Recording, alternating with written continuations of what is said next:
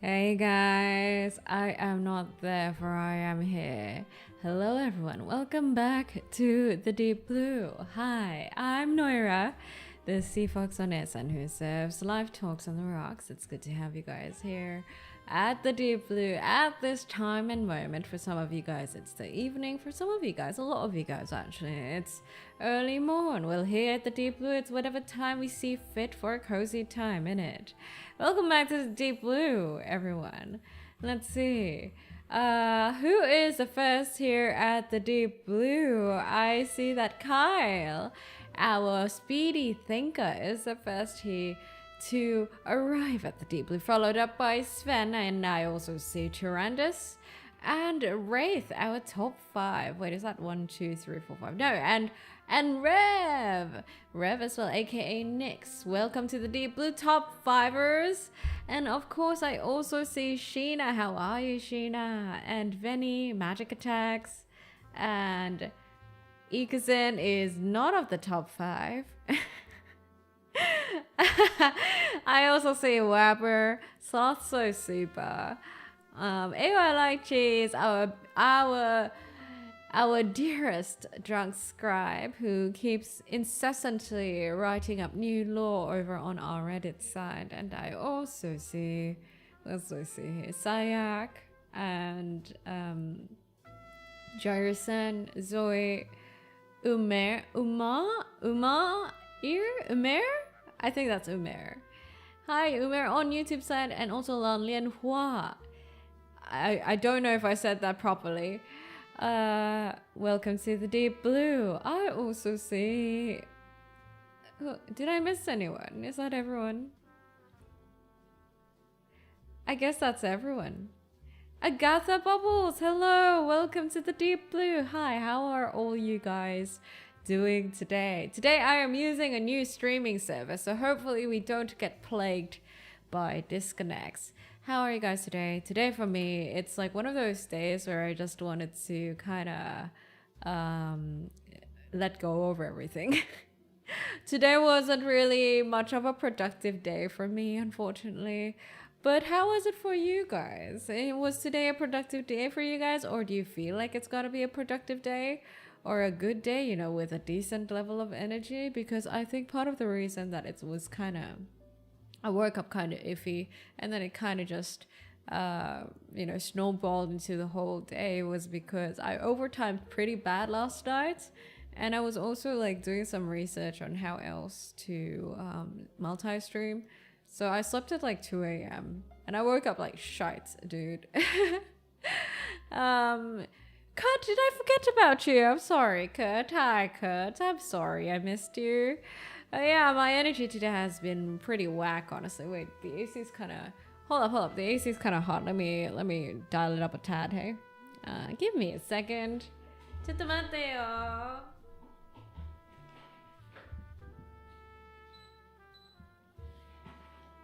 I think that should be okay. Yeah, that should be fine. I'm doing alright. I didn't sleep last night. What do you mean you didn't sleep last night? You got to adult later? Hey, you should, if you didn't sleep, you should at least take a power nap. A power nap can help so much, you know.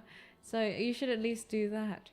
Am I not centered? I'm kind of not centered, am I? Let me scooch over to here. There we go. Clarence, thank you for 13 months of being a tiling. 13 months. That's a year and a month. Thank you. It's crazy. Right now we're actually having so many titlings who are like approaching their 1 year, and it's crazy to me. I feel like that. Wait, where's my chat? Why is my chat gone? It's crazy to me. Hold on, my chat's gone. Oh, there it is. It's crazy to me that a lot of you guys have stayed so long at the Deep Blue. You guys are so loyal. Thank you. Thank you, Clarence. 13 months of membership. Thank you for that, for being a titling for so long. What else did I miss? Missed it. I shall be writing a song for the Deep Blue. Hey, looking forward to it. Yeah, of course. Like, if you're doing something for the Deep Blue, do gather the other titlings. I'm pretty sure the other titlings will happily want to join in. Hey? My day just started. Got your paycheck yesterday. Let's go. Are you thinking of getting anything in particular, Rev? I mean, Nix. Do I call you Rev or Nix? Which one is better? Are, Sheena, thank you for 26 months of being a titling on Twitch side, and Kat for 11 months of being a titling. One more month and you're gonna be at 12 months. That's a whole year. Sheena has actually, oh my god, Sheena, have you been around for that long? Fuck. 26? Hold on, that's like 2 years. 2 years and... I'm not mathing. 2 years and 2 months. You've been around for so long. Oh my god. Damn. Thank you. Thank you. I don't know. I'd like to think that, I don't know how it is on other streamers' streams or other VTubers' streams, but like, I would like to think that it's kind of crazy special to be able to get such prolonged loyalty from you guys, from my dear viewers, from my dear titlings. So thank you. Thank you. For you guys who have been around for like a year or like are going on to a year, thank you for watching me and giving me a chance for like so long and being so patient with me despite all the scuffs and whatnot, hey? I really do appreciate it. Came back home and saw my husband watching this live, so I was like, oh, let me see what's this. Ah, I see. Oh, that's cute. Wait, where's your husband now? Are you watching together or what? And pull your hair from time to time trying to create the best production line. What are you talking about, Tyrandus? Is that like Arknight's Enfield? Forgot to sit on me or ergonomic chair. I have my own ergonomic chair, because then I'm sorry, I'm an independent bitch. I don't need no man to be my ergonomic chair. I have my own ergonomic chair. The only man I want is an ergonomic chair is Satoru Gojo.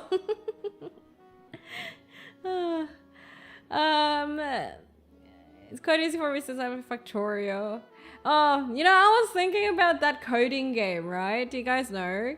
The farmer has been replaced because like last time I think someone raided me, I can't remember who, and they played that game and I'm like, oh, I really want to try coding on stream. I'm not really a coder, but like, I'm looking forward to playing that once I'm actually back from my trip. I'm giving all my money to the Sea Fox Goddess Son. No, please don't! Beloved cult leader, not a cult. Singer, bombshell, wisdom dispenser. Not a cult though. Not a cult. Don't give all your money to me. If you die, who's gonna put offerings on the shrine? You need money to live, guys.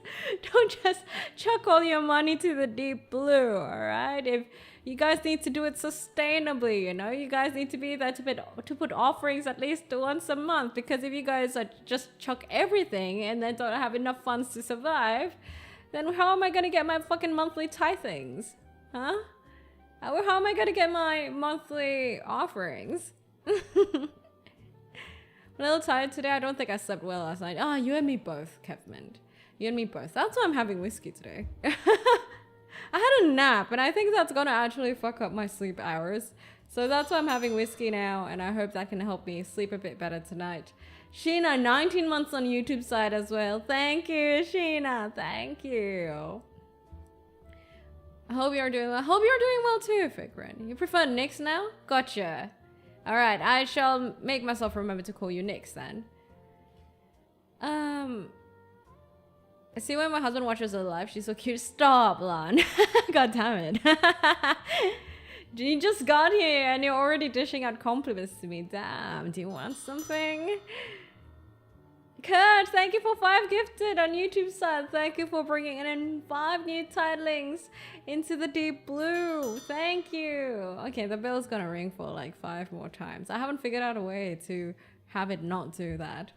But thank you, Kurt. Thank you so much for always bringing in new titlings into the deep blue. Hold on, I'm still catching up with chat. Did I miss any particular chat? Did I? I think I missed something just now. Hold on, I'm checking. I'm new here, but just wanted to say that Immortal is cool. Oh, thank you, Ponima. You guys, what is up with today? Why am I getting showered with so many compliments? We just started stream, man. I haven't even taken a sip of my whiskey, and I'm already getting pummeled with compliments like this. What's going on? What is going on?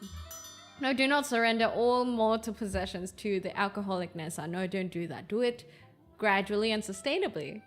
Not all at once. Do you not know how investment works? You know, if you offer me your offerings later, you know, like kind of just staggered, it means you get to offer me it at like a, no wait, adjusted for inflation, that's not correct. But basically, yeah. Don't do it all at one time, okay? You gotta do it sustainably. You gotta give me all your offerings sustainably. Wispy, thank you for the follow. Welcome to the Deep Blue. You are a shining star? No, I'm a sea fox. I'm a sea fox, not a shining star. More of us indeed. I have to go. Have a good one, Lan Lianhua. Have a good one. Thanks for dropping by. Because your voice is breathtaking, your model is treasure to the eyes. You know, I can't stop thinking about the guy who actually said that my voice sounds like Crocodile Dundee, but more nasally. Because I think he mentioned it when I was playing Where Winds Meet yesterday, and I didn't fully process it because I couldn't multitask. And then I woke up this morning and I thought about it, and I'm like, I've actually never heard what Crocodile Dundee sounds like. But thank you, Peacemaker, for being so kind. Anyway, guys, let me have a sip of whiskey. Cheers, eh? Cheers!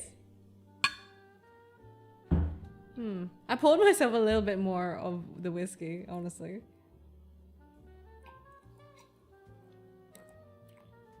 Can't you be a shiny sea fox star? If I was, I'd be Sylveon, no, and not Vaporeon. I poured a double shot of whiskey today because I feel like I needed to tackle tomorrow. At least that's my excuse for it. Today I couldn't get myself to do shit, man, honestly. I was just, I was procrastinating hard because I woke up shit and I had like problems with like managing my procrastination. You know, it's one of those days where you just wake up and you feel like, oh, it's a bad day. Sometimes it's just like that, you know? Does that happen to you guys? It can't be. I'm pretty sure it happens to people, right? It can't just be a me thing, right? It's not because I just finished my periods, right? Or I mean, I'm still in the midst of my period and it's about to finish. I think that has nothing to do with it. But sometimes you just wake up and by default you wake up and then your mood and your energy is kind of shit. Does that happen? I'm more into coffee right now. Ah, you drink a coffee. What coffee are you drinking? Have you ever heard the "that's not a knife, this is a knife" clip before? No, what is that clip? Waking up and just choosing violence, it's normal. Can't wake up and have a bad day if you never go to sleep to begin with. I mean, then if it's just a constant bad day, it's a constant single one bad day if you never sleep. Actually, for me, luckily, I'm the type who, when I sleep, sometimes it's like a gacha. It's like a D20 roll, meaning like no matter what happens the day before, I have a chance of just having a random mood for the next day.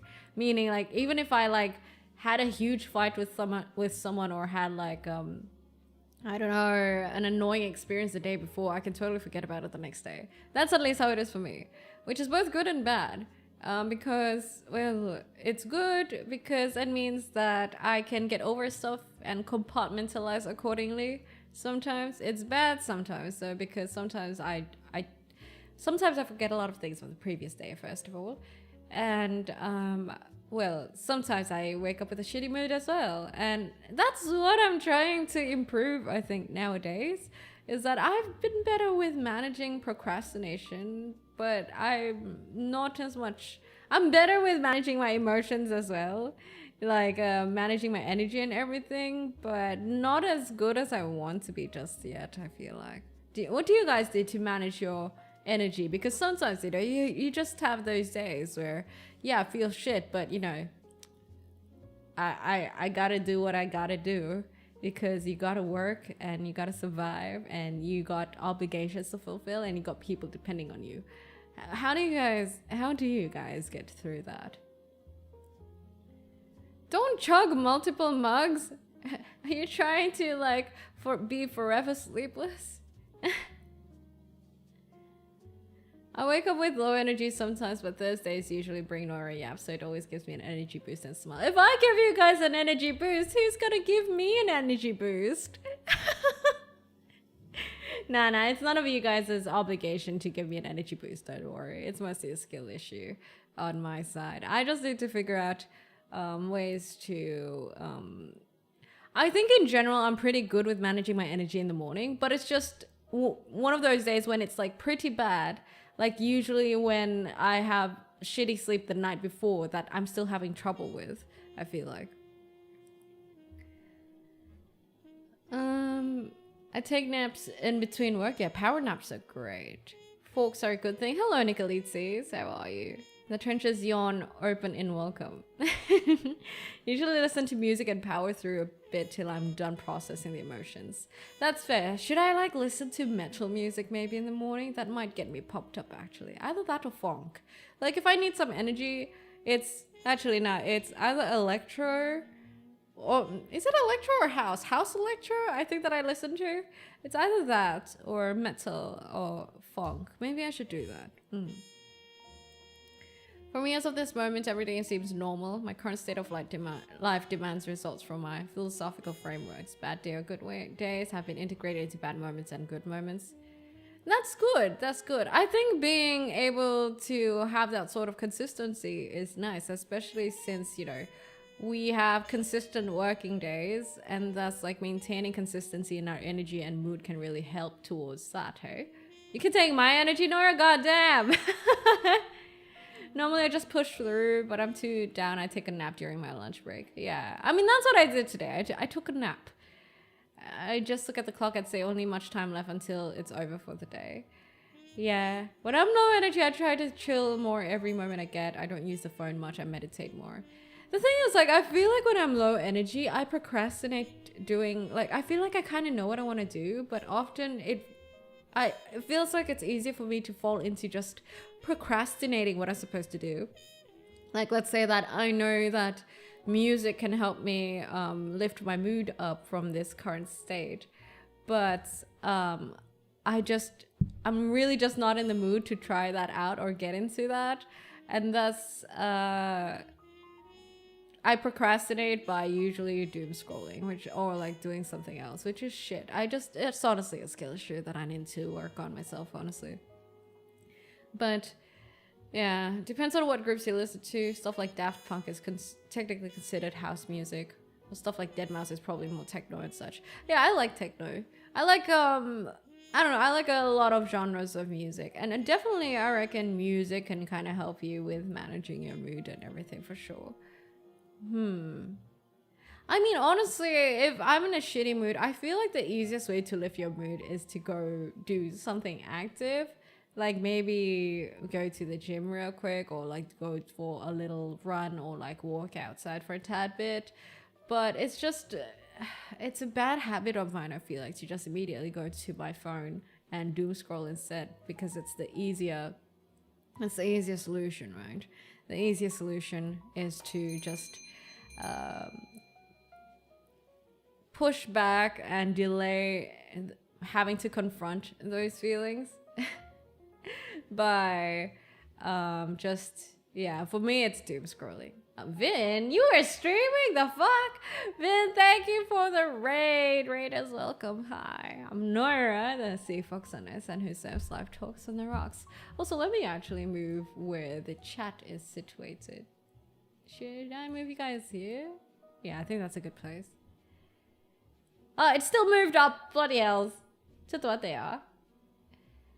Let me adjust chat's position. Scoot you guys over here a bit. Ah, the screen move. Okay, that's okay. That's okay. Wait, what chat did I miss? Let me see.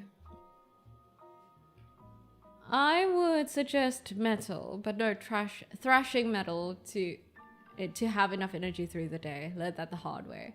You mean like don't go too hard in the morning so that you still have energy like going onwards to the day? Like, I don't know, I feel like I've always had this bad habit, like when I'm in a shitty mood or like I'm in a shitty sort of energy, I tend to kind of foster it. It sounds so depressing when you put it that way, but I've noticed I'm a humble my ass a little bit. I've noticed that's what I do. Vin rated it. Guys, if you don't know already, Vin is my manager. Please follow Vin if you haven't already. Yeah, check Vin out. Can I give you a shout out? My shout out thingy wasn't actually working the other day. Let's see. Oh, it works! Oh, you were just yapping? What were you yapping about, Vin? Welcome to the Deep Blue, guys. Welcome to the Deep Blue. Hello, Kostov. Is that a reference to Kamen Rider? Kostov. What is that? Kamen Rider Kabuto? Kabuto, I think, right? You're still on the train going home. Oh my god, was it an overtime shoot? It's like, what? 10:30 p.m. in Japan, is it? Shit, what was I talking about? Yeah, so I feel like I've always kind of been the type to kind of foster my shitty moods and my shitty energy, which is horrible. Look, I came from a place of whenever I dealt with stress or like shitty times, I would go to my vices of either smoking, drinking, and that other vice that I don't really want to mention. Don't worry, it's not what you think. I wanted to give you guys a hint, but like, never mind. Yeah, those vices of mine, basically. The third one I shall never divulge you guys in. Don't worry, it's not illegal. Okay, I don't like doing illegal stuff. But I have a third vice that isn't particularly healthy. But yeah, drinks and cigarettes. So I think I'm still like, it's been a while since I last indulged in those sort of vices. But I think nowadays I'm still kind of relearning how to manage that to a certain extent. Oh, too hot in the morning and was exhausted at noon. Ah, yeah. Throwing it back to the late 2010s. Yeah, have a good one, Vin. Have a good one. Go sleep, dude. Go sleep. You won't have the pleasure of your streams for a while. Oh yeah, I am. I won't be streaming next week at all for like the next 2 weeks. But don't worry, I'll still be uploading. So if you miss me, you can find me, of course, on YouTube and everything. Whenever I'm dealing with some mentally, writing poetry helps a bit. Exercise too. Yeah, usually I write everything down. I have a lot of things that I do to kind of manage my emotions and everything like that. But today was an exception. I don't know why. I think I just let myself go a little bit too much. I usually manage myself pretty well with bad emotions. Sure, I have a habit of like fostering it and just leaving it be sometimes and letting it just seep like that. But it hasn't happened in a while. So, I don't know. It got to the point today that I was stressed and I got, you know, like sometimes how you can kind of get digestive issues from stress. I think that happened. And it was weird. It was weird. But it's okay. The first step to deal with such things is realizing it in the first place, right? So I think next time I'll be more aware of it and mindful of it. And I'll take more active steps to manage it. Because I definitely can. I don't know. I really didn't want to today. I'm usually pretty good at getting through the bad emotions in the moment, but for bigger issues, they come back in waves for a while. Always a process to get through the big shakeups. Yeah, I mean, I think most of the time I'm pretty good with it. For example, when I'm going through an existential crisis or a life crisis, man, I thrive, dude. I'm not gonna lie. I thrive. Literally, like, that's usually when you see me putting out like crazy ass video essays because I come to some sort of fucking, I don't know, enlightened perspective. So when it comes to bigger things, actually I'm pretty okay with it, but it's just a random wake up with a shitty mood that I for some fucking reason have troubles dealing with, and I think part of it is because I'm just shitty with delayed gratification, which is something I need to work on and be a little bit more aware of and be more mindful of. Hope you feel better soon. Thank you. I'm sure I'll be okay once I sleep. Today, I'll be okay when I wake up. Not familiar with the reference, but Kamen Rider is a show I like for aesthetics, but I've never watched a full episode yet. Oh, really? Okay, so one of the Kamen Riders, do you guys know which Kamen Rider that was? The one with cast off? I think it was Kabuto, yeah.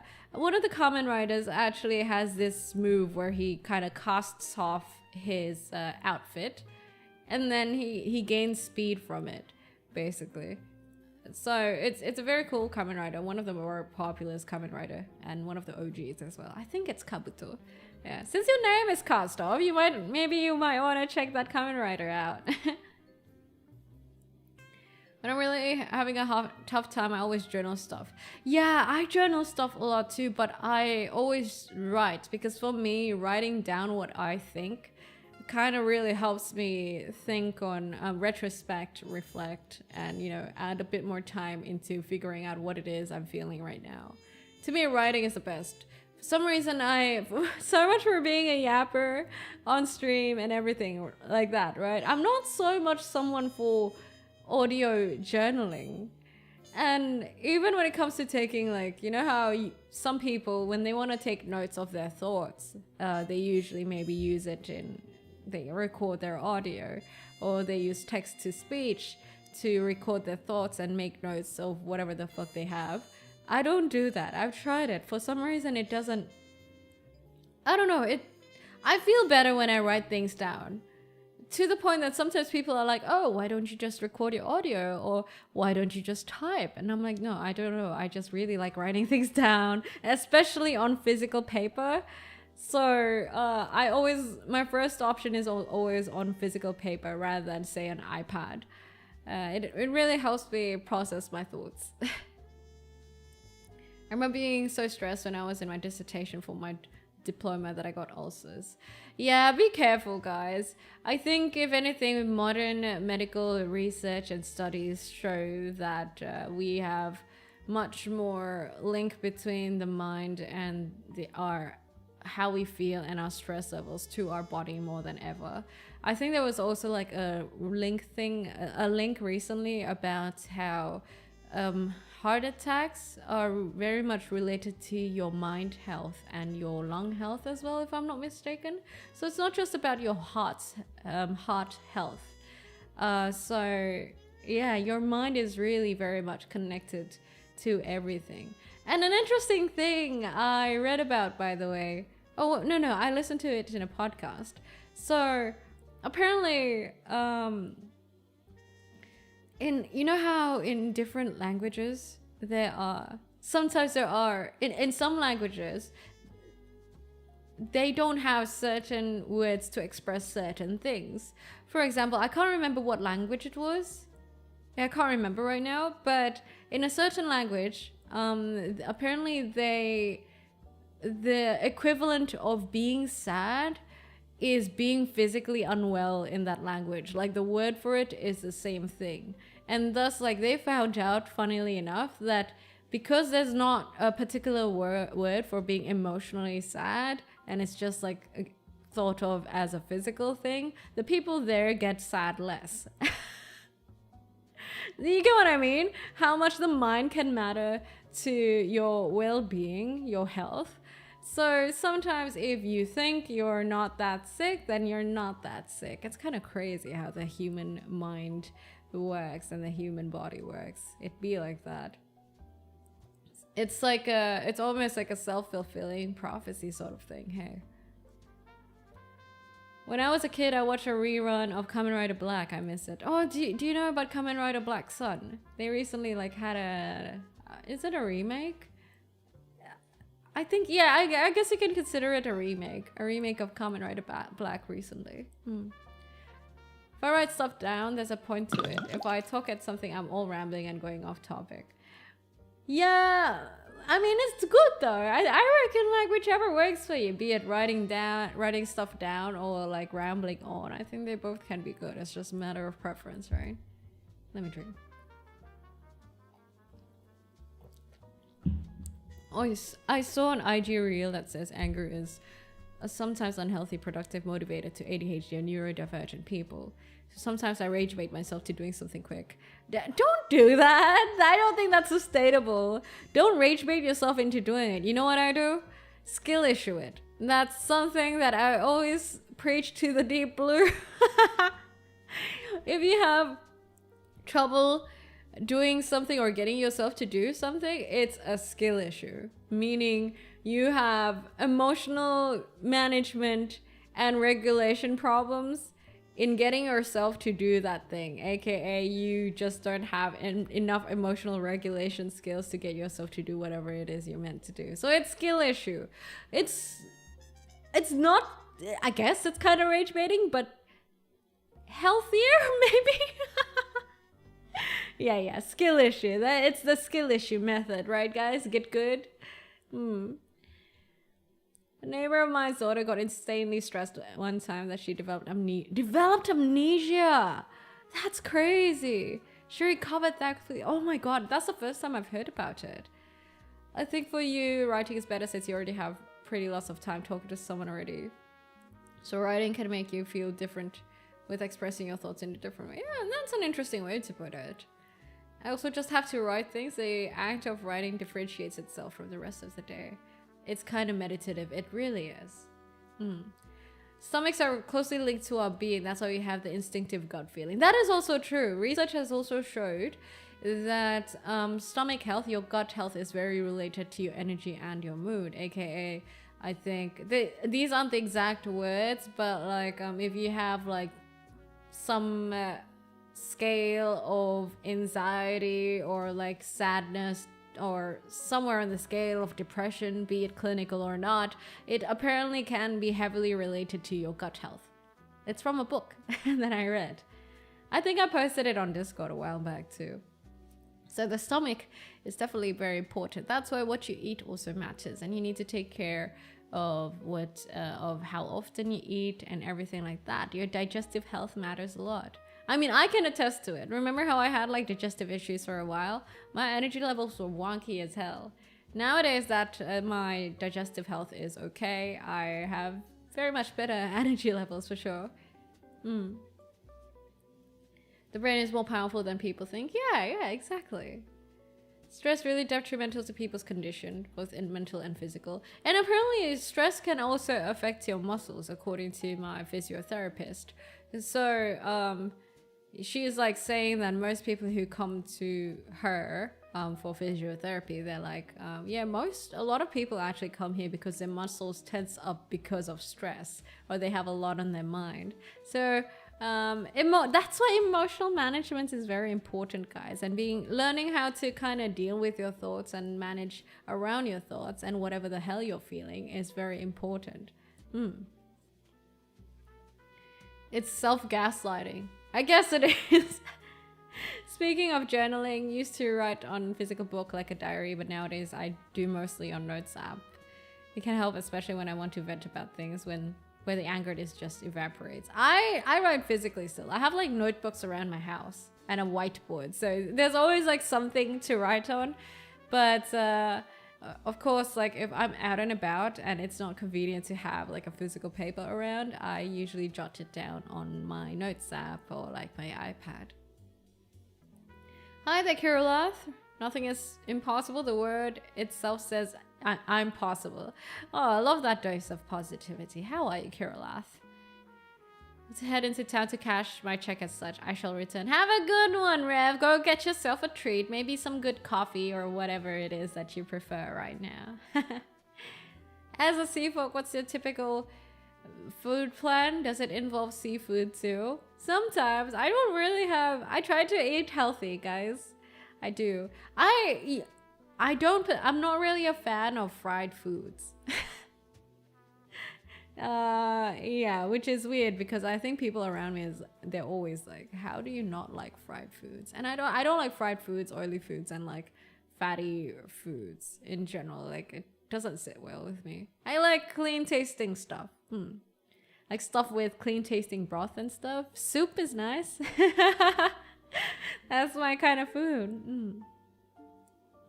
Stress is a hell of a thing. That is why you gotta not keep stuff bottled up inside. Yeah. And I think like when it comes to emotional management, right, and emotional regulation, did you guys see what I posted like today on Twitter? Since I was having a shitty ass day and I got reminded of like something I heard in a podcast, and they mentioned a research.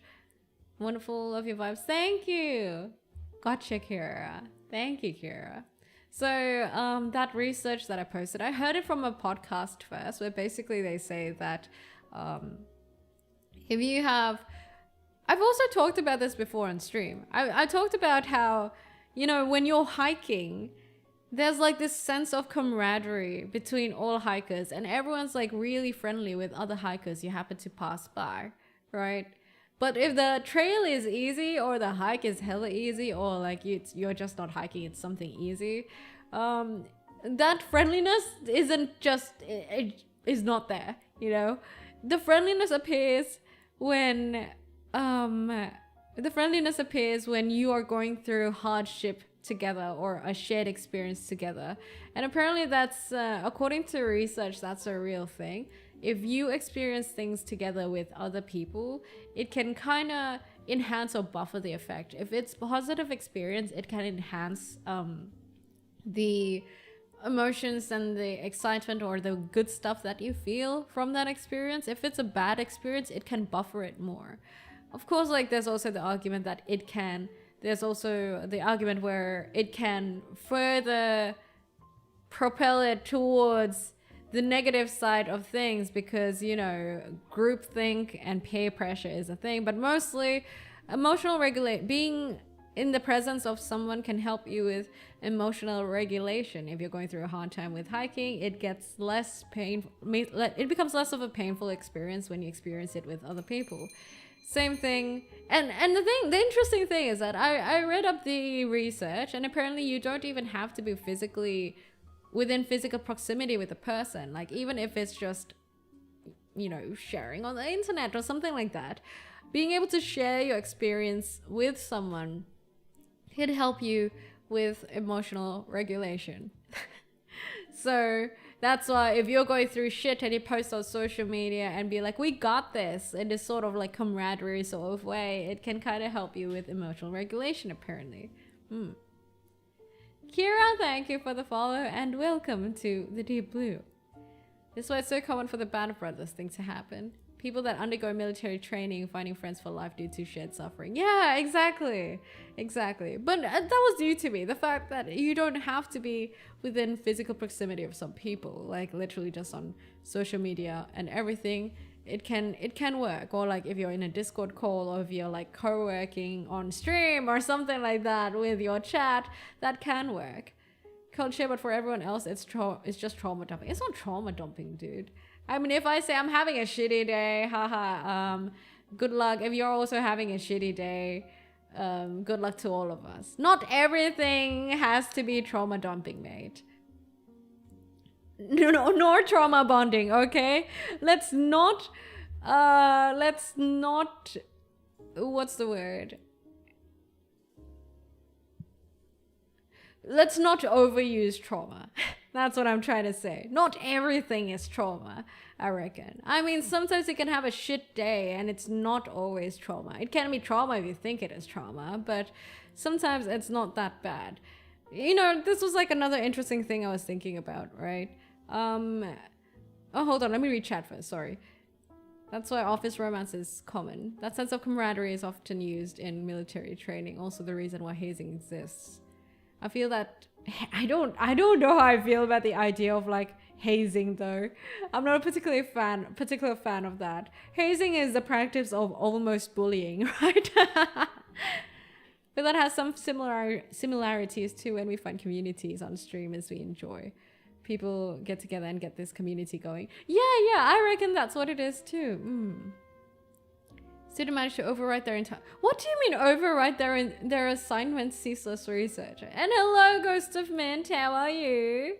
You said it was going to be the last stream? Yeah, no, I still...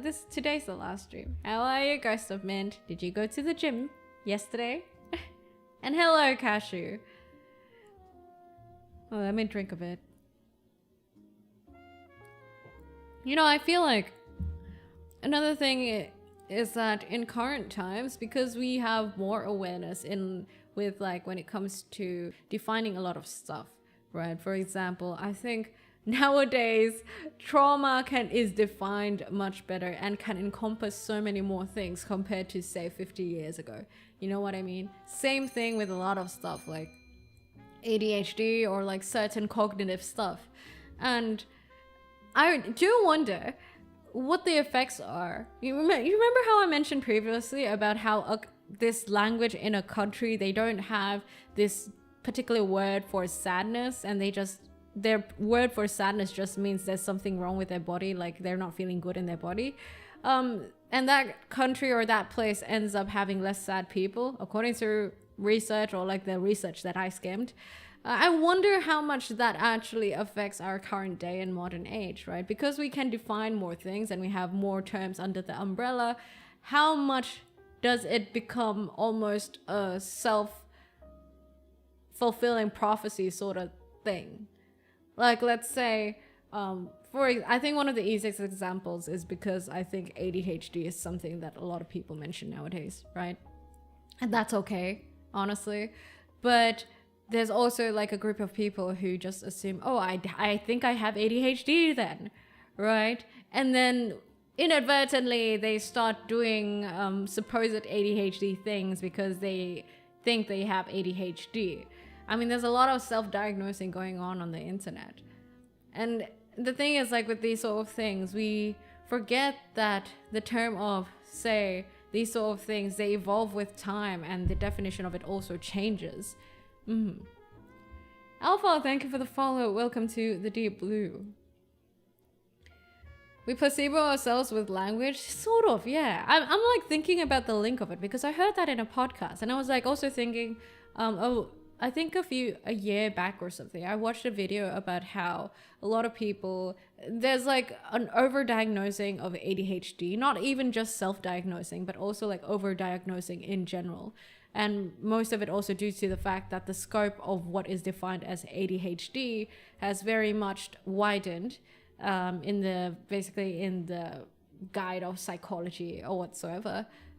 I can't remember what the book is called, but basically psychologists have this Bible for like psychology, basically, right? And that compared to like say 20 years ago, what is defined as ADHD or can be considered as ADHD has changed a lot, and a lot of stuff has been added into it. And wait, there was another thing I wanted to mention, but it's slipping my mind right now. Fuck. I forgot. But yeah, it's not just ADHD. It's a lot of like all these things that we now have terms for, right? For example, the more common use of trauma or trauma dumping. That's also another thing. So it's not just cognitive stuff, but it's like the stuff that we get to label nowadays.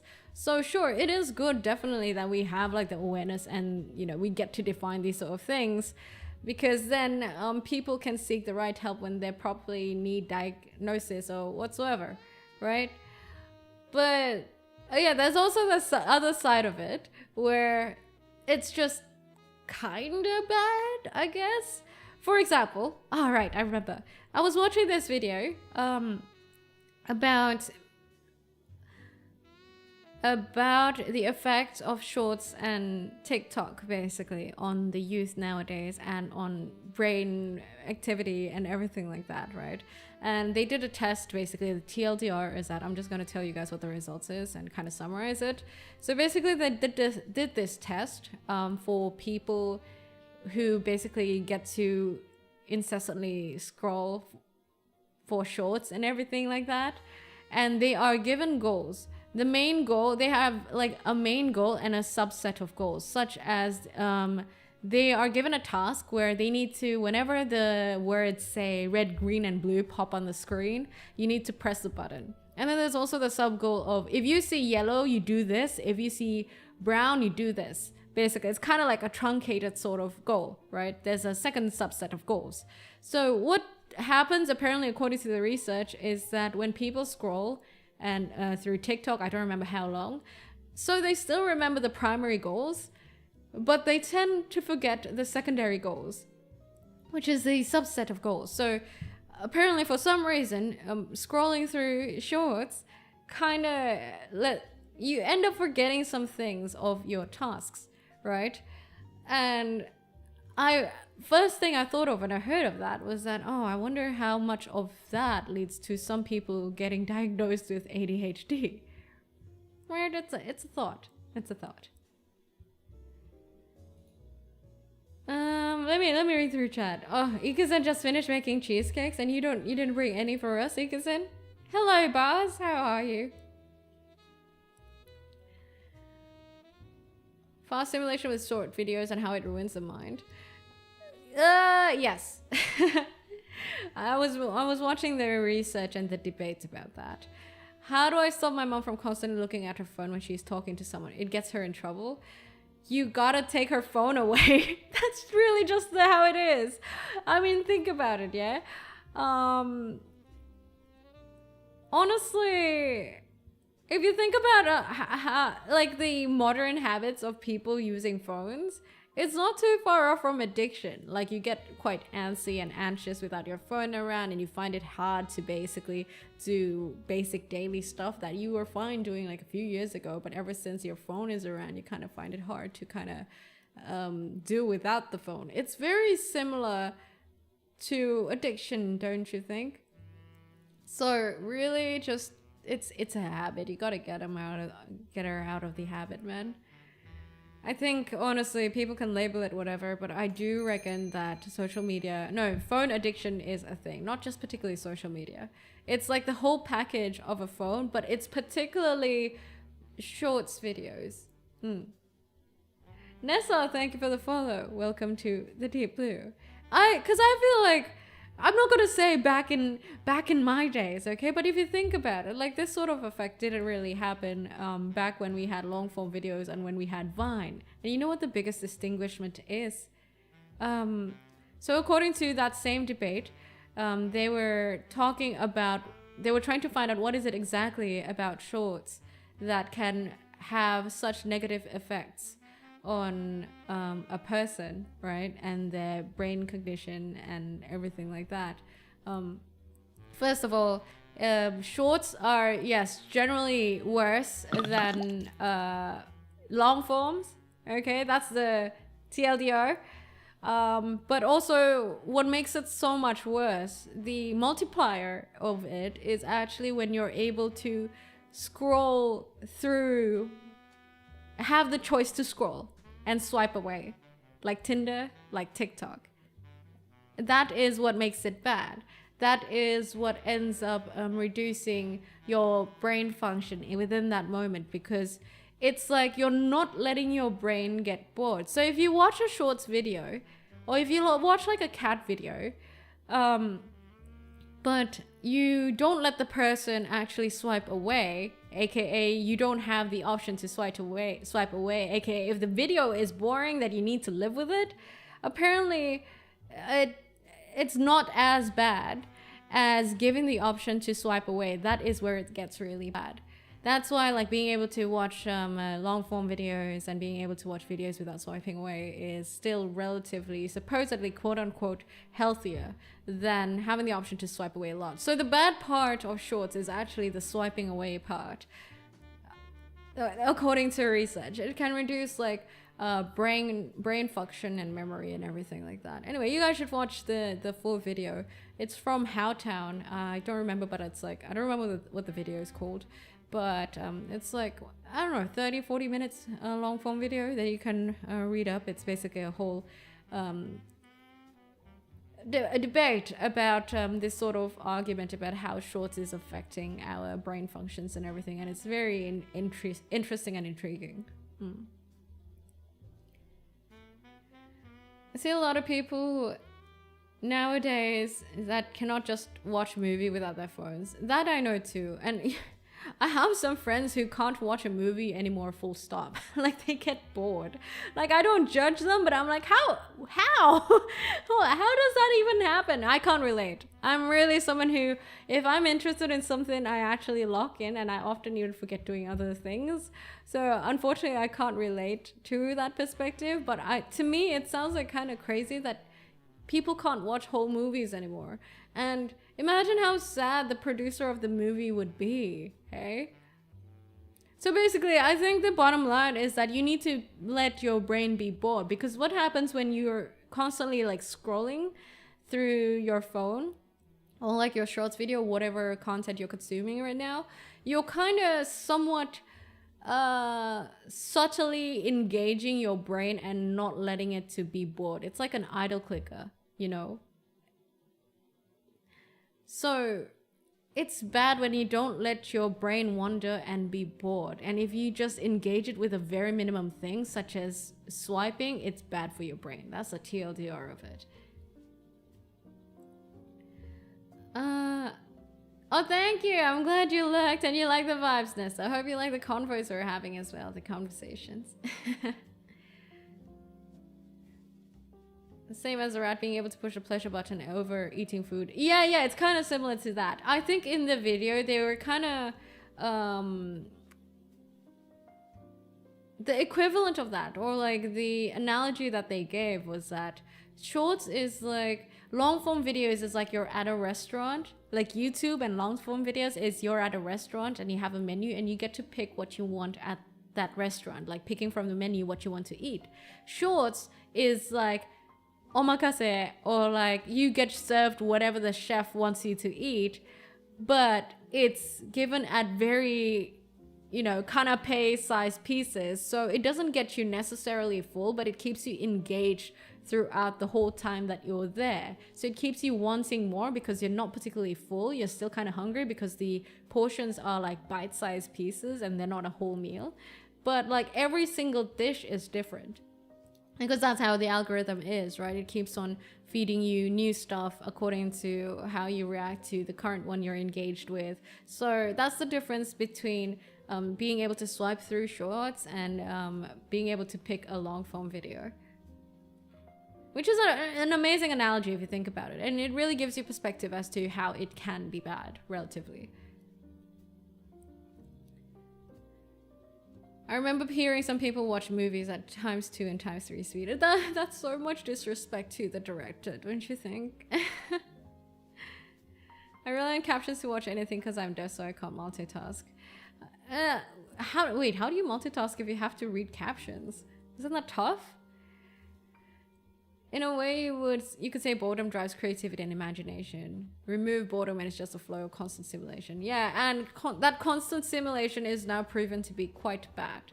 I unfortunately can't remember like the particular details of like the drawbacks of this shorts apocalypse thing. Okay, you guys should watch the video. But as I remember it, it is related to like brain activity and cognitive behavior. Well, to be fair, I can't watch live streams at all anywhere else but here for the same reason. They are boring. That's interesting, Bars, because I think that my stream is more boring than other people's stream. I'm not gonna lie.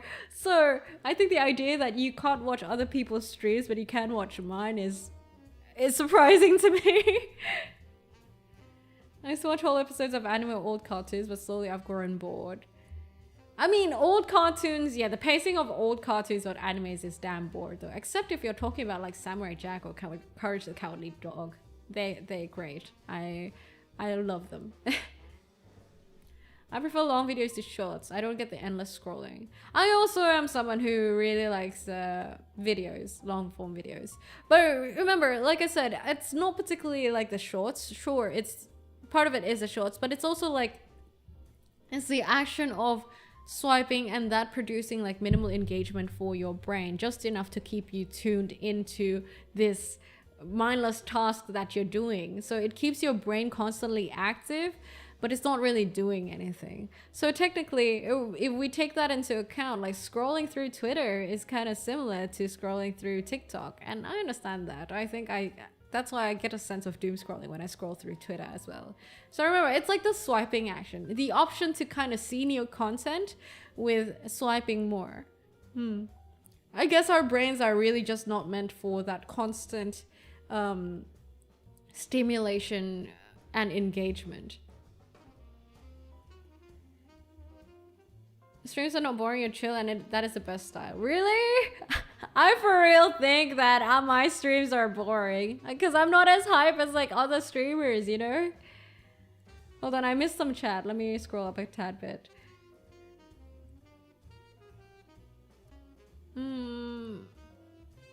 long forms are healthier than shorts. That's like saying vape is healthier than meth. Nah, it's very much more different than that, bros. I would suggest you watch the videos. The video about that from Howtown, HOWTOWN. It's I said that to generalize, like long forms are healthier than short forms, but it's more like it's almost two different, very, very different mediums. Hold on, I think I'm just gonna scroll down and catch up with chat.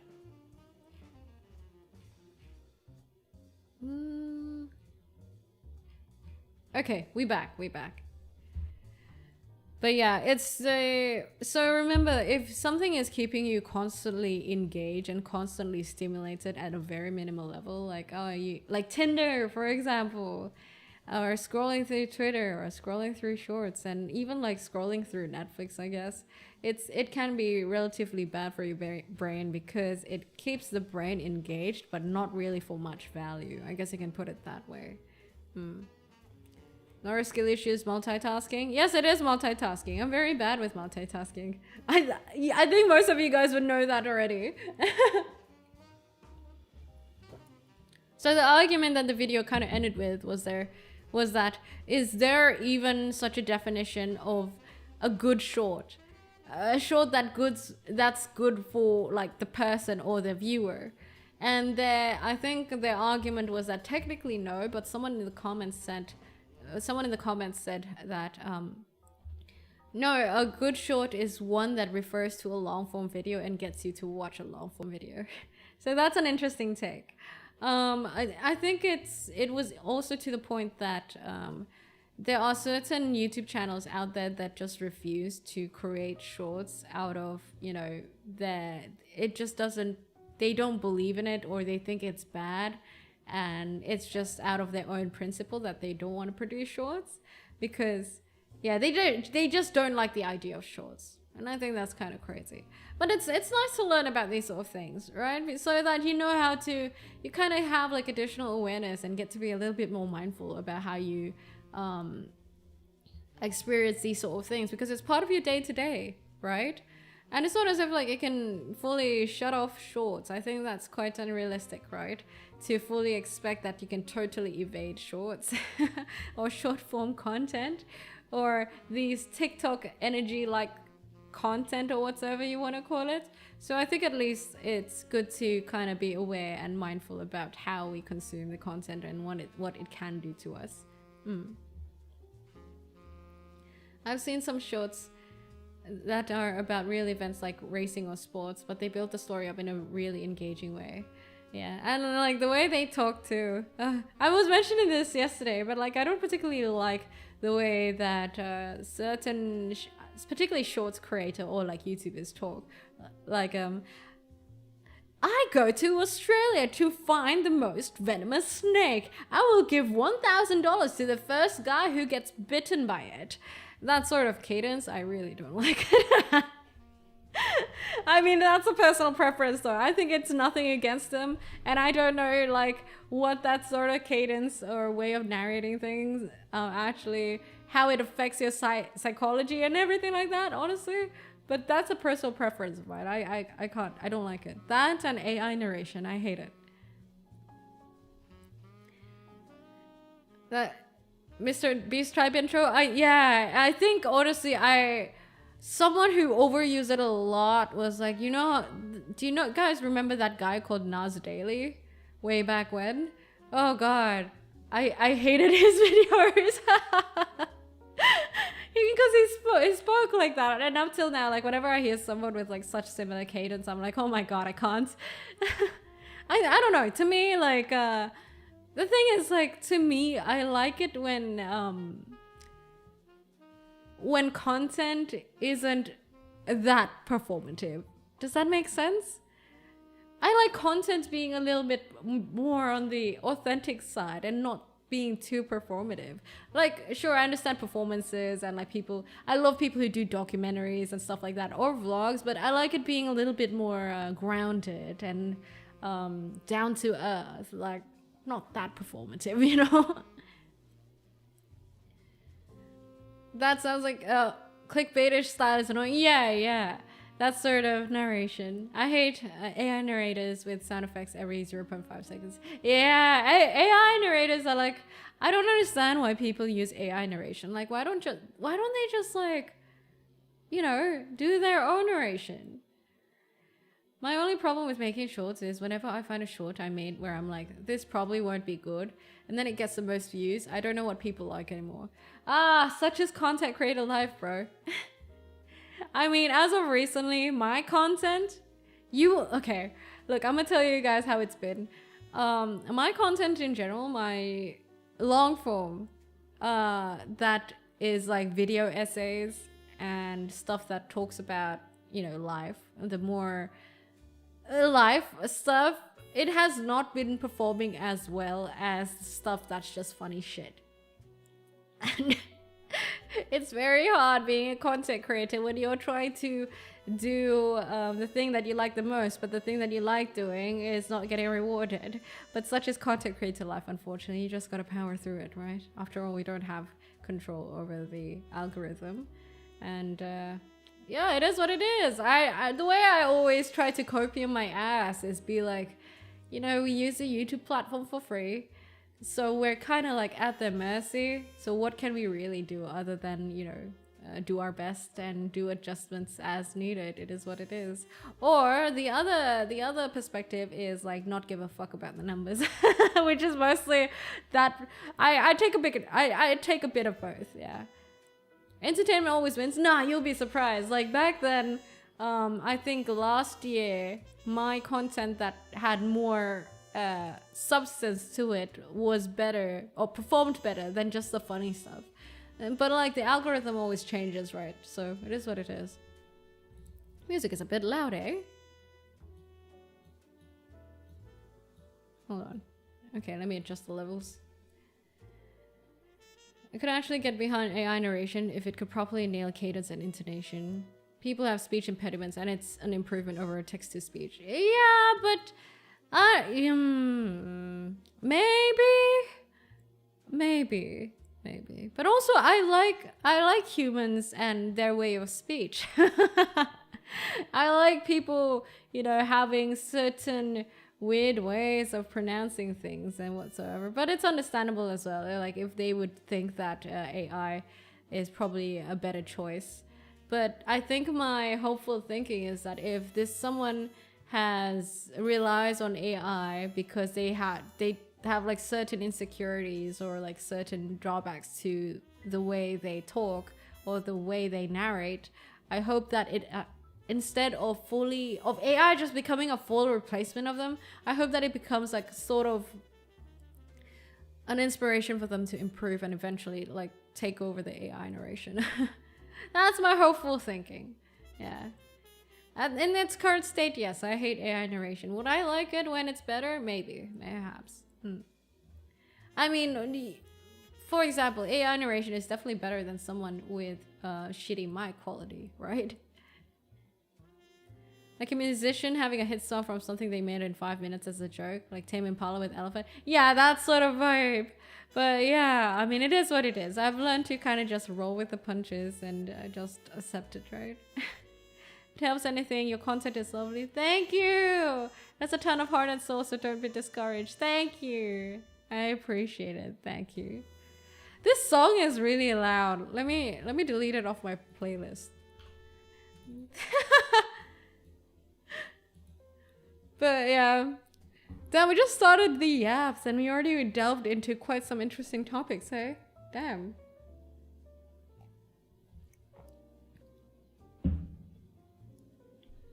I'm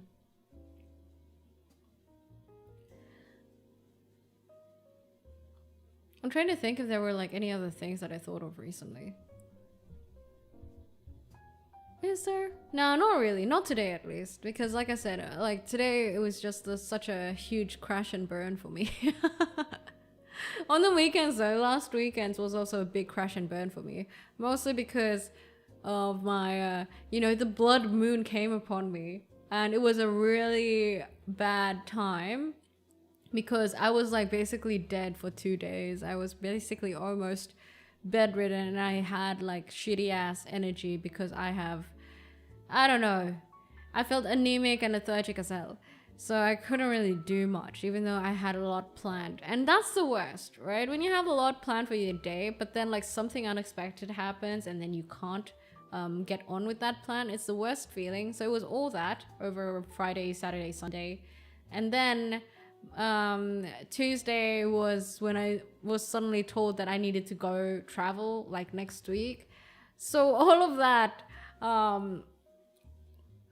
yeah, I think I tweeted about it as well, about how isn't it the worst when you crash and burn over the weekends, but then, you know, Monday is coming and you have no choice but to kind of just get your shit together and deal with Monday. But complain about that all day. But nowadays, I think I've learned to kind of bitch less and kind of also be somewhat look on the bright side and be kind of thankful about it. Because if not for Monday, I reckon I would just be binging Netflix shows for like the whole fucking days if it was still the weekends.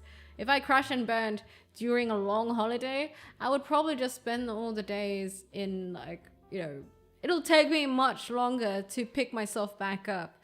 So from that perspective, I'm quite thankful for Mondays. But also it's tiring, man. It's tiring. Privacy is a top priority. Eh? What are you guys talking about? You'll find use cases for seemingly useless stuff all the time. On the other end, you have crucial theories born from purely human everyday problems. Seemingly useless stuff all the times. It's hard to complain about things when you live in a first world country. Hard to complain about things when you live in a first world country. Who's living in a first world country? I mean, honestly, bitching is fine. But like, there's a balance to it, you know what I mean? Like complaining and ranting is technically fine. But wait, are we done? We are not, right? We are fine. Everything looks live and fine on my side. Our stream is okay, right? Guys? Can you guys chat real quick? Make sure that the stream is okay. You guys are worrying me. Everything is okay? Yeah? Okay, oh my god, you scared me. You scared me. No, I mean, what I'm trying to say is that bitching or like complaining about stuff is fine, is totally okay, but also in moderation. I mean, if you're aware of like what bitching can do to your energy, and when I say energy, it makes me sound so fucking hippie. What bitching can do to your state of mind and your mood, I think you'll be more mindful about it, such as thanks guys, thanks for telling me. We know that the more that you rant, the more that you bitch, according to research, it can affect your state of mind more, and you're more likely to kind of propagate that shitty ass feeling, which is on brand with like what we know about like how the brain works. The brain is a creature of habit. The more that you do something, the more likely you will propagate that and perpetuate that. And so the more that you think of good things, the more likely you will think about good things. The more you think about bad things, the more likely you are to spiral. So it's all like on brand with that shit. So bitching to a certain extent, I think it's a natural thing to do. But also I think being wise is being mindful about your bitching. And this is only talking about the things that we personally experienced, right? Now, if we're talking about like bitching about other people, like, you know, we say shit about other people just because we can, like a lot of people on the internet. That's also another thing if you think about it. Put that into perspective. Like, if you bitch about like other people, you're more likely to think bad about that other person. So like, I think there's wisdom in being able to kind of, if you have nothing good to say, then don't say anything at all, so that you don't kind of rage bait yourself into kind of I don't know, rage bait yourself into disliking a person.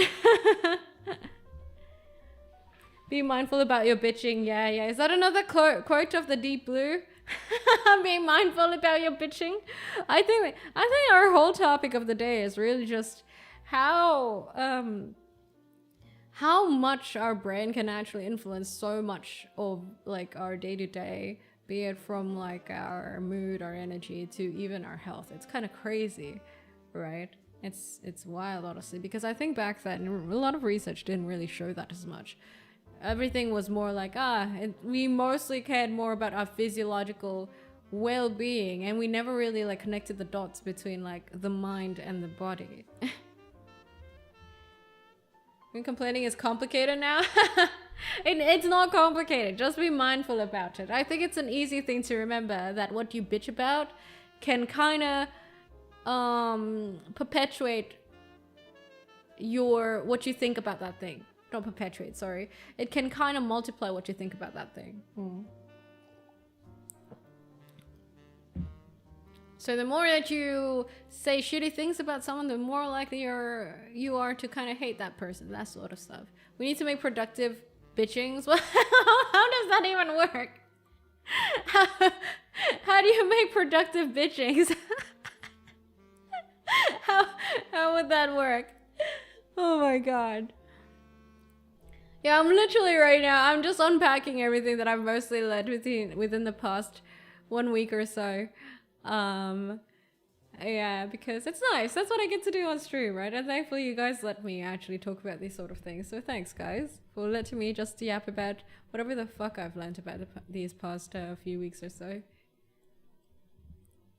To be fair, blood loss is more problematic than waking up grumpy. Yeah, I hated that feeling. But it is a part of life. Like today I was bitching about, man, I wish women didn't have to go through like hormonal shit when going through their periods and everything. But like, where is that bitching gonna take me, bro? It's not as if I can change a fucking physiological fact that happens to my gender. So yeah, I bitched once and I'm like, yeah, I'm gonna put a full stop on that shit. Because what's the point? It's being wise, guys. It's being wise. Hi there, Napa. How are you? How are you? Just don't bitch about it? Exactly. That's why I stopped bitching about it. So go be an adult. If I don't see you again, Noira, I hope everything goes well and I'll see you in 2 weeks. Have a good one, Sheena. Thanks for dropping by. And stay safe, and I hope adulting goes well for you. I hope it ain't too tough, hey? Hope it's easier on you today. It's okay to just vent and bitch about stuff and let it all out, but try not to hold on to the bad vibes. Just get them out and feel better. Exactly. It's about being mindful about it. It's not like, oh, don't bitch at all, right? Bottling things up isn't good either. Exactly. It's about like a lot of things in life. I feel like it's not like, oh, you shouldn't do this at all just because you hear like, let's say if your doctor says, hey, drinking can kind of, you're at this point you should maybe drink less. It doesn't mean you should like totally ban drinking from your day-to-day. I mean, you can, but you don't have to. A lot of stuff in life I feel like is like that. The thing is, like, most of the times we hear it in extremities, meaning like, oh, this guy says, don't do this, don't do that, when really, and that's just sensationalism. Most of the times it's about moderation and finding your own personal balance, because everyone is different, right? Everyone's different and everyone can find their own balance and their own sense of quote-unquote moderation. So if I say, let's say that for me, what works for me is bitching maybe once or twice and stopping. What works for you maybe is bitching 5 times. Then who am I to fucking judge? I think that's why with all the stuff that I yap about and all the videos that I put out, like I say, it's mostly like about perspective, and the goal is always mostly being aware and being mindful about what you do, and then whatever the fuck you do with that information is up to you. Because I truly believe everyone is different out there. Like the balance for everyone for everything is different. Like for me, I'm very happy with just going out, being able to drink like maybe once or twice within a week, like very minimally, like maybe 1 or 2 glasses. Some people maybe they need 2 or 3. Maybe some people need like, I don't know, like a glass of wine every day. Maybe some people they're better off with no alcohol at all. I mean, who am I to judge? As long as you don't hurt yourself, the people around you, and like other people out there, then yeah, lead your life, babe. Live your life.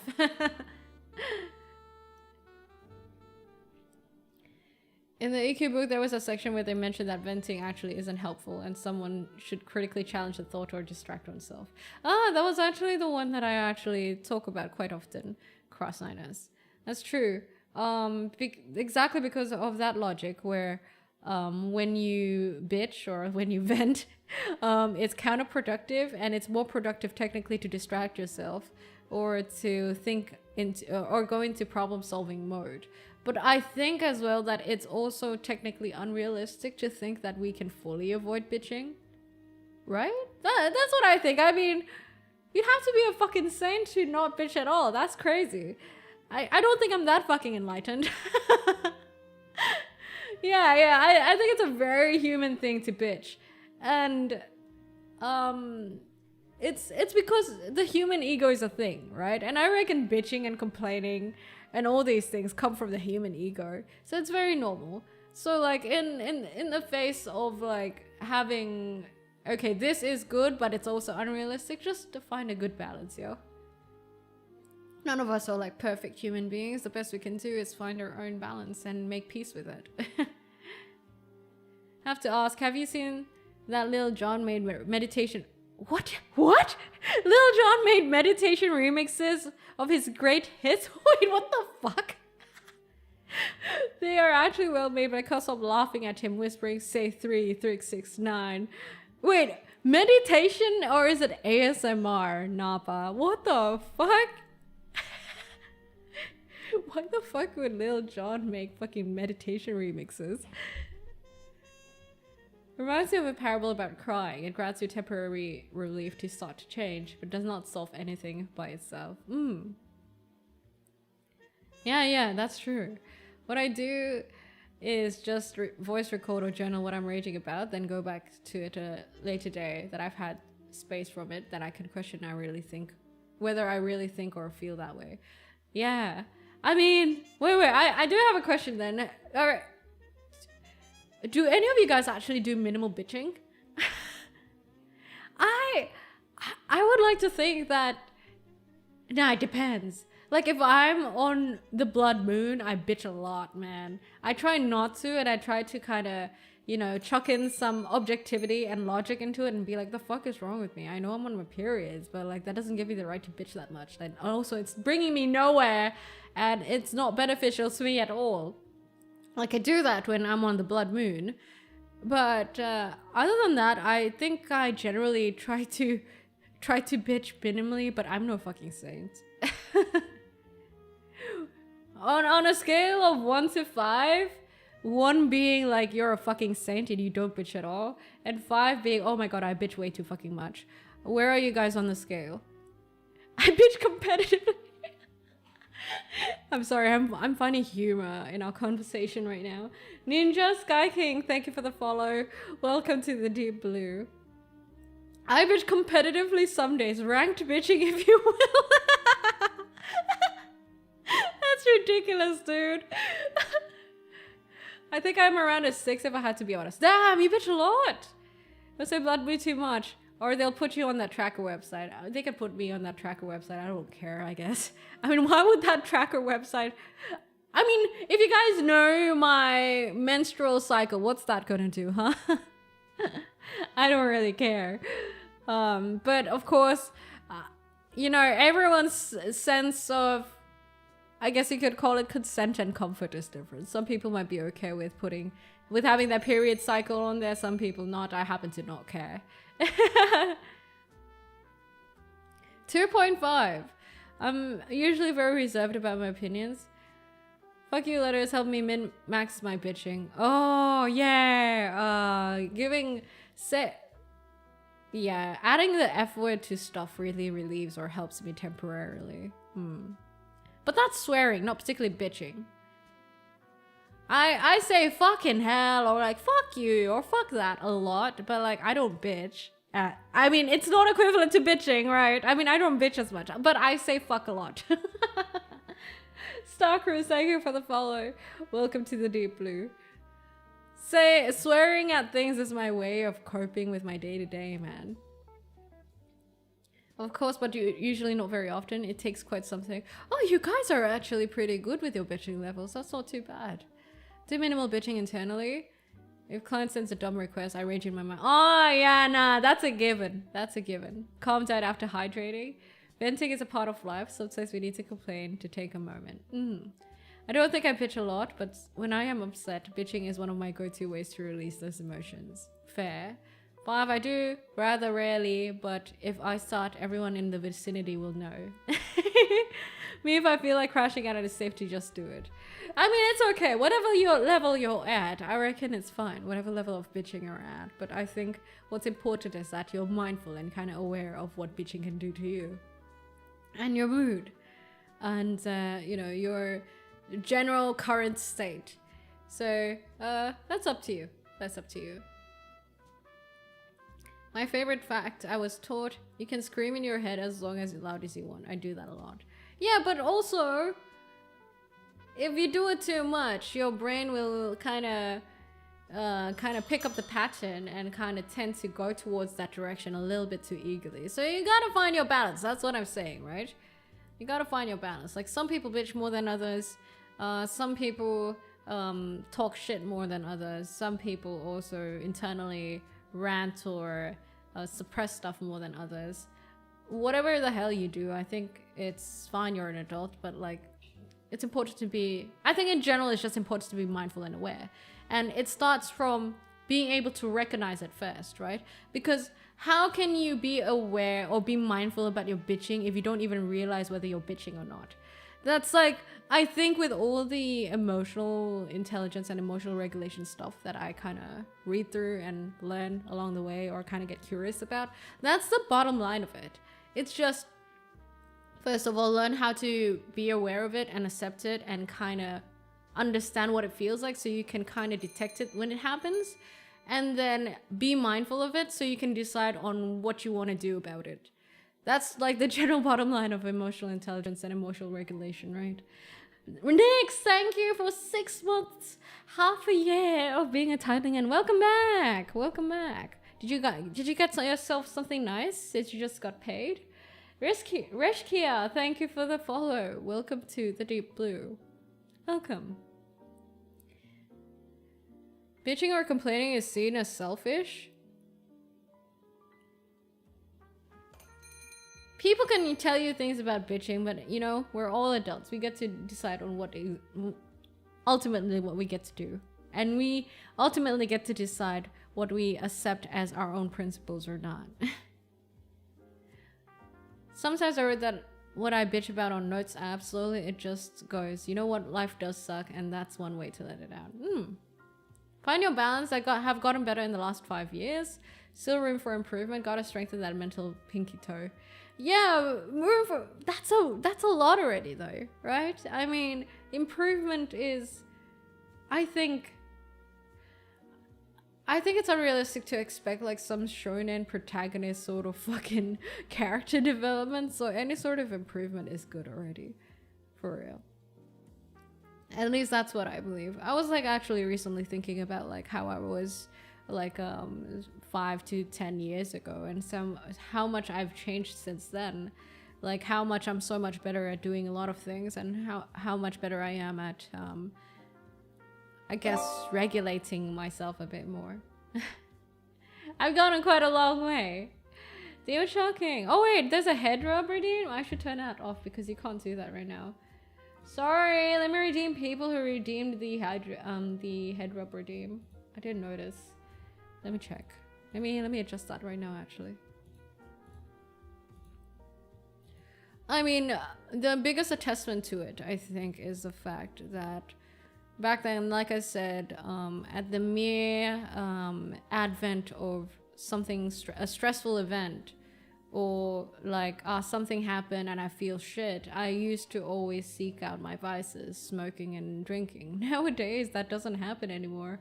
And I'm kind of proud of that. Holy shit, I've come a long way. My general philosophy on bitching is not to let the things or people I dislike live in my head, but when it comes up, I vent it out, then keep on keeping on. I just watched The Rock WWF trash talk videos to apply to my contained bitching hours. I love our conversation about bitching, by the way. It's kind of wholesome. It's wholesome and funny. I love it. Thank you for sharing your bitching experiences, guys. Usually the earlier you realize negative thoughts, the easier it is to challenge them. Exactly. Gotta wait till tomorrow till your check clears. I see. Gonna be spoiling myself as well as you. No. Spoil yourself first, man. That's your hard-earned money. Speaking of getting something nice, my nearby grocery store had a discount on donuts. Bought a few for 50 cents each. I also recently bought donuts for the office. Yeah. I felt like, yeah, you know what? I was gonna buy coffee and I'm like, I might as well get the office some donuts. So I bought some donuts. That's something nice I did recently. Like, literally yesterday. I'm good, Demon Shocking. How are you? Gotta just go with the classic saying, live, love, laugh, bitch. with an asterisk and a note to it, like a terms and condition though, I think. I think that just saying live, love, laugh is very, I don't know, to me at least it sounds a little bit too simplistic. There's a lot more that comes to, I mean, I think there's a lot more involved when it comes to being able to lead life in a more satisfying way than live, love, laugh. But of course, I mean, sure, that works, but I think that personally, I feel like there's more depth to it. Takes a lot of dedication and strength. Yeah. And now I was actually thinking about it today because you know how I said that I was kind of stressed today? And I was like thinking about, man, if I was like myself, like maybe a few years back, I probably would have like smoked like a pack of ciggies and probably like drunk like some beers in midday, you know, to kind of get over the stress. But you know what? I'm kind of proud that I didn't. No, gonna buy 500 cigarettes? Oh, you're lucky I'm hella fictional. Don't buy a real person 500 cigarettes, okay? Do you think anyone can be redeemed? It depends. It depends on... I do think that certain things are just an eye for an eye, if it makes sense. Certain crimes are an eye for an eye. But in general, it really depends. It's a complex situation. You really got to look at the full context. I do think that some people, I've mentioned this previously, but I do think that a lot of people who are malicious on the internet or feel like they're vile, when you feel like they're vile, a lot of them actually are that way without malicious intent in mind. They're either just... they grew up ignorant, or they grew up in a way where they weren't meant to question things, or they were just naive as hell, or it's like a combination of experiences that got them that way with that particular malintent. Does that make sense? But this of course doesn't apply to everyone. At least like the people that I have met that have kind of accidentally done bad shit, or like accidentally say bitched a bit too much, usually they do that from a place not of malicious intent, but rather, oh, they never had the right experiences to kind of know better. Those kind of people I feel like can be redeemed, I reckon. Character development is a thing. But like, if it's something like, you know what, I'm not going to explain what I think is irredeemable or it deserves an eye for an eye instead. But yeah, that's what I think in general when it comes to whether people can change or not. If it doesn't come from... And also like, of course there are also some people out there that are like that because of cognitive problems, such as, I've mentioned this before, such as narcissistic disorder or like your bipolar and stuff like that. And thus you are more prone to do malicious things, even though maybe in your head you didn't mean to, but like you can't excuse or justifies what happens anyway, right? That's a totally different thing as well. But yeah, that's That's an ethics sort of question, right? 500 Japanese whiskey for Noira and 500 cigarettes. You guys are gonna... Thankfully, I'm fictional. I'm an anime girl on the internet. Meaning, I can definitely drink that much. And I can definitely smoke that much. I think that one thing that cancel culture unfortunately gets quite... is kind of inaccurate about is that it's like distinguishing between which actions are truly out of vile intent and which actions are done because of either unintended ignorance, naivety, or like the way that they grew up and it's something that they can change. But of course it's like, it's understandable that cancel culture can get stuff wrong. I mean, you don't really get the full context on the internet. Like back then, before the age of social media and cancel culture, usually these things are dealt with privately and not on the internet and blasted to the public, right? If you had a bad breakup or you had a bad fallout with your friend, you usually resolve that between, like within the group or personally or between you and the friend. Not on blast on the internet like that, which is why it makes sense that cancel culture can be inaccurate in that sort of way. But I think for me, from my personal experience, I try to not be too quick to judge. Because sure, someone can do the same action, but would you really treat someone who does this action from pure malicious intent and the other from just, oh, they never had the right experiences to know any better? Surely not, right? Distilled spirit drinks endless distilled spirits. Well, I mean, I can drink and smoke that much too, just not more than once. I mean, yeah, that's called death, mate. That's called death. Let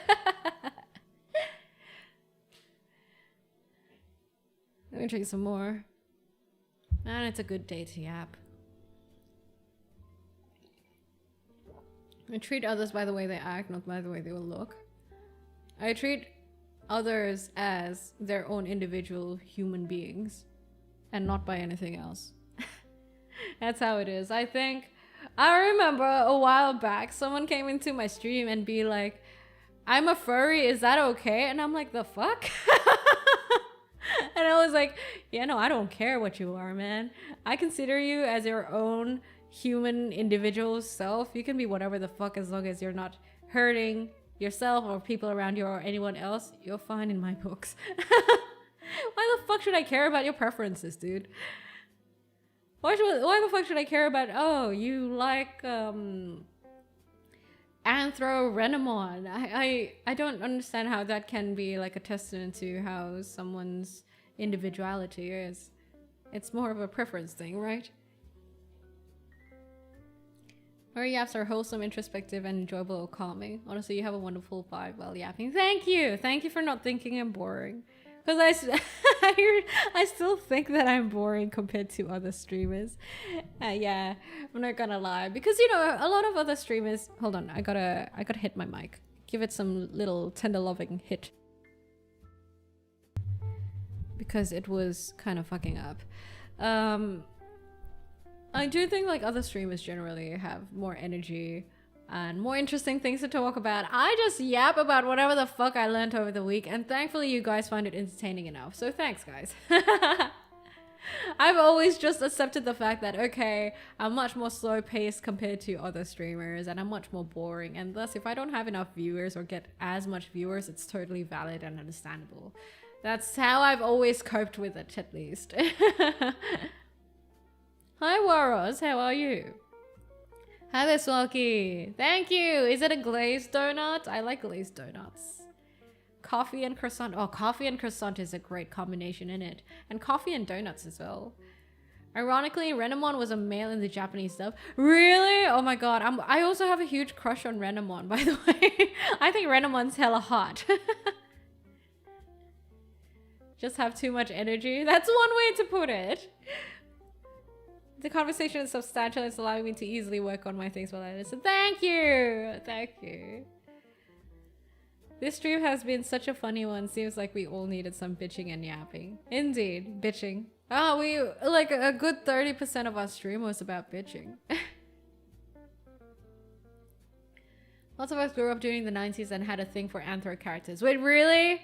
Really? I want to know. I mean, I even had a phase where I purely drew anthro characters and I couldn't draw humans. Which is, now that I think about it, it's kind of crazy. Mindless work while enjoying Noria apps. Thank you for tuning into me whilst at work. Thank you, guys. Okay, stop. That's enough compliments. Okay, stop. Valid crush. And I remember back then, I think a lot of people also had had a big crush on Crystal from what do you call it? That Nintendo 64 game? Star Fox? I never played the game, but I remember like this person I used to kind of talk with on DeviantArt, who I would gush over about Renamon, would say that, oh yeah, her crush was Crystal from Star Fox. Yeah. Star Fox Adventures, yeah. Very entertaining and lovely to listen to. Thank you. Thank you. I'm just lucky I have you guys, hey? I'm lucky. I think there's definitely a place for more chill streamers out there. Your streams are always a pleasure. A bit of calm in chaotic world. Thank you, Admiral Wolverine. I do try to keep it that way. And I'm glad that you guys get to enjoy that. Zefu! God damn it, Zefu. Zefu, thank you for the 5 gifted on YouTube side and bringing in 5 new tied links into the Deep Blue. Arigatou gozaimasu. Thank you. The Deep Blue is growing, guys. The Lion King was an awakening for me in my formative years. Oh my god, Nala was so hot. Okay, can we like talk about Nala? For real, Nala was so hot. Remember those sex eyes? Okay, is it weird that I'm talking about it that way? No. But you gotta, you know what I mean? Nala and Lola Bunny, they had those eyes. And Jessica Rabbit, like you can't tell me that those eyes aren't hella sexy. I don't know what the fuck about those eyes made it sexy, but it was hella sexy way back when. Sometimes I listen to streamers that I feel like I'm talking to them and want to be vocal. Other times I like listening to streams where it's like listening to a friend talk about their special interest. You are the latter. It just feels like a friend gushing their latest fixation or thoughts. Oh, thank you. Thank you. Lola, yeah. We all know about the look that we're talking about, right? I have a lion mating scene. What? What? Lion mating scene in the Lion King movie? Are we talking about the live action? That's kind of, oh no. I don't want to see that. Those lions were portraying emotions that some humans can't even manage. Like, well, oh my god, old Disney movies, they were so well animated. They were amazing, man, for real.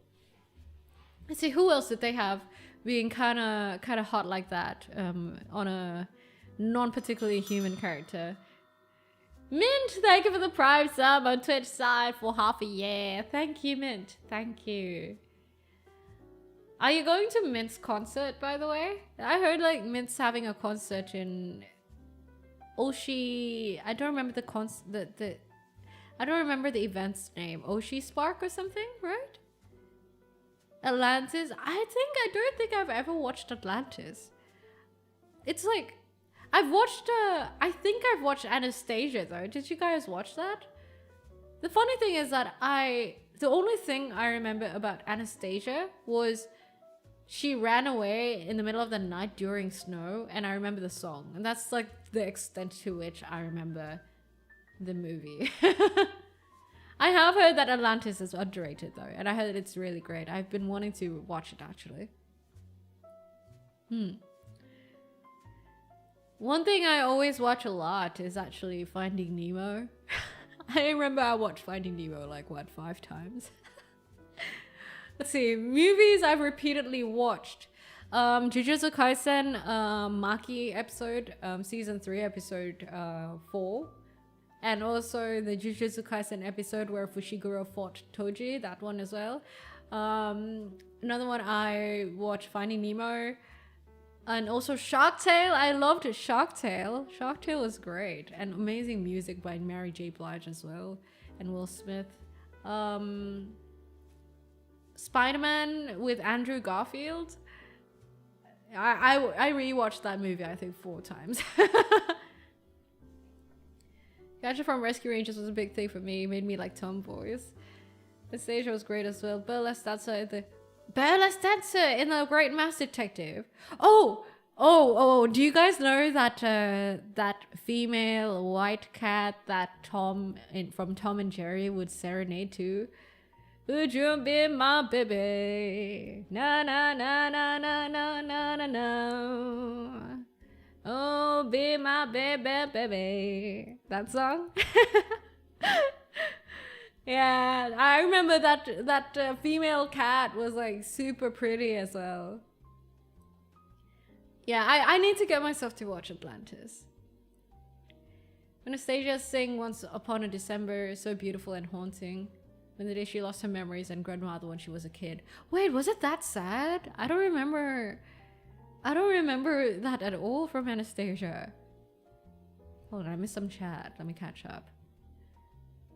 I wish I could, but too busy with IRL stuff. Oh, it's okay. I'm sure you'll have more opportunities to watch it, hey?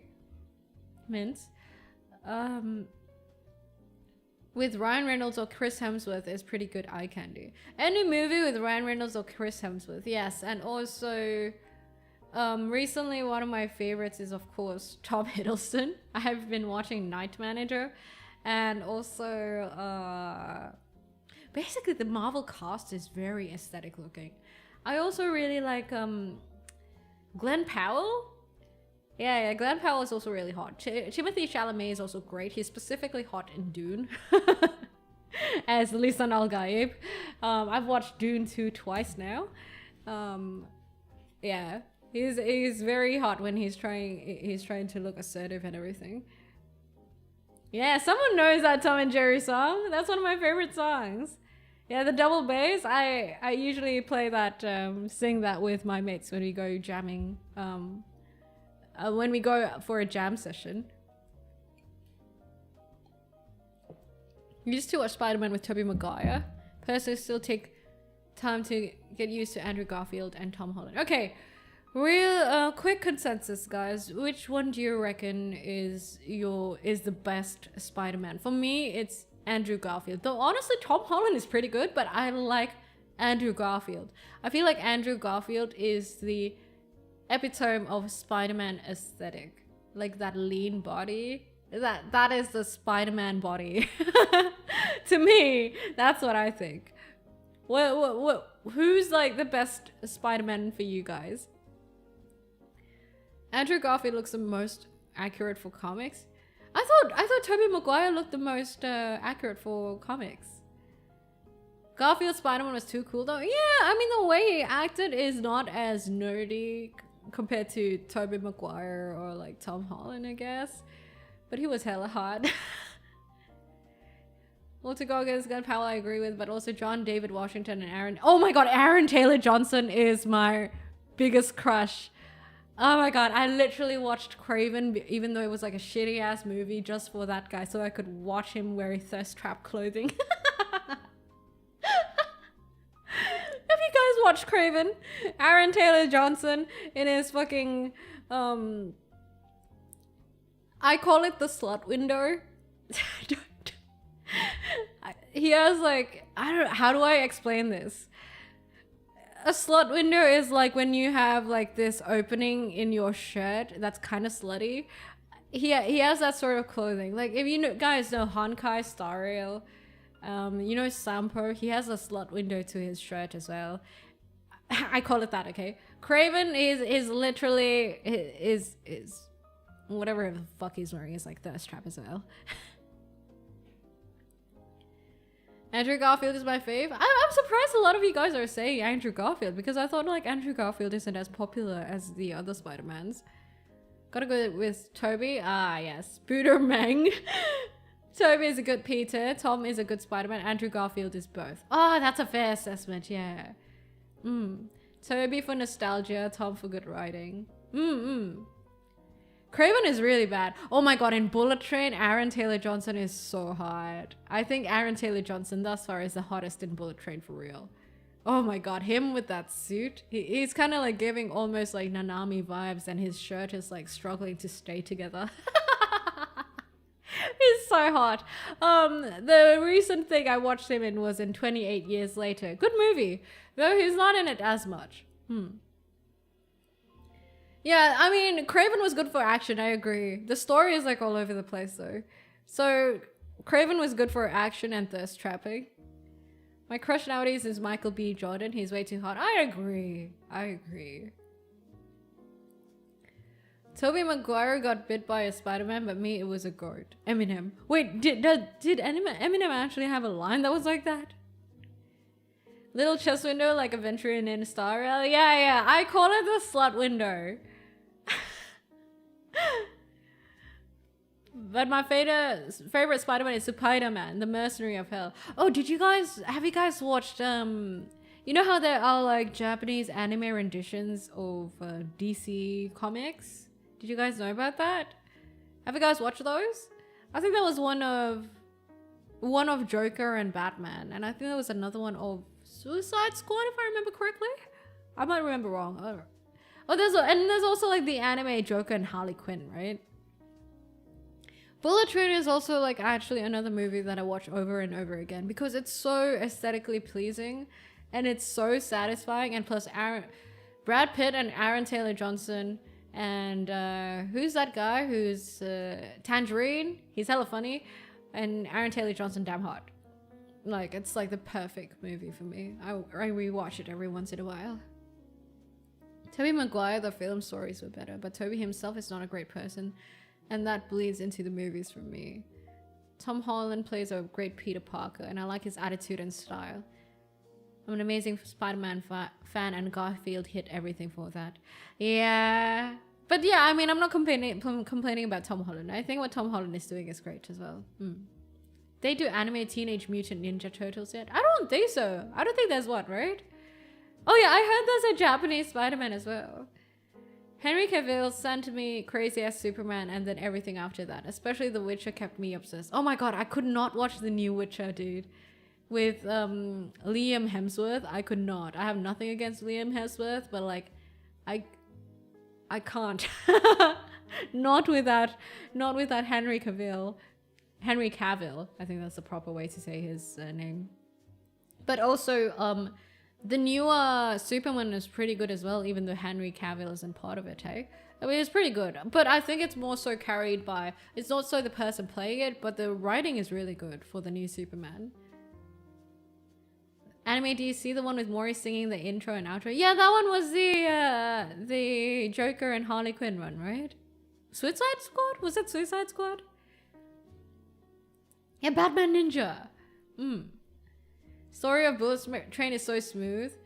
And one of my favorite things about Bullet Train is like it's also kind of unserious. I love that. And hello, Asa. How are you doing?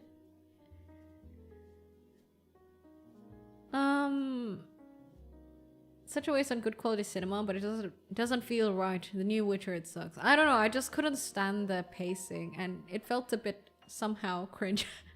I don't know. It's a preference, though. Hey, it's a preference. Yeah, the new Superman movie is pretty good. I was surprised because I did not have any expectations for it, but the writing is really good. Like it hit everything, like the emotional side of things, and like also going into more in depth with the character and the story and everything. Love Witcher due to differences and him wanting to stay true to the OG IP. Yeah, I've heard about that. And wasn't he like working on a Warhammer franchise as well? Like a live action of Warhammer? Throughout the books and just made stuff up. I mean, I don't understand why people would do that, right? If you're like making a live action of something or like a franchise based on the IP of something, why would you butcher that and like not reference the OG thing? It's like if someone made an anime about me and I'm a sea fox and you know, and they just fucking, I don't know, turn me into some Valorant e-girl. I don't know. Like what? It doesn't make sense why people would butcher stuff like that. Bullet Train falls into black comedy trope, which I love. It's not a comedy with jokes. It's comedic from the ambience and the way the scenes are chained together.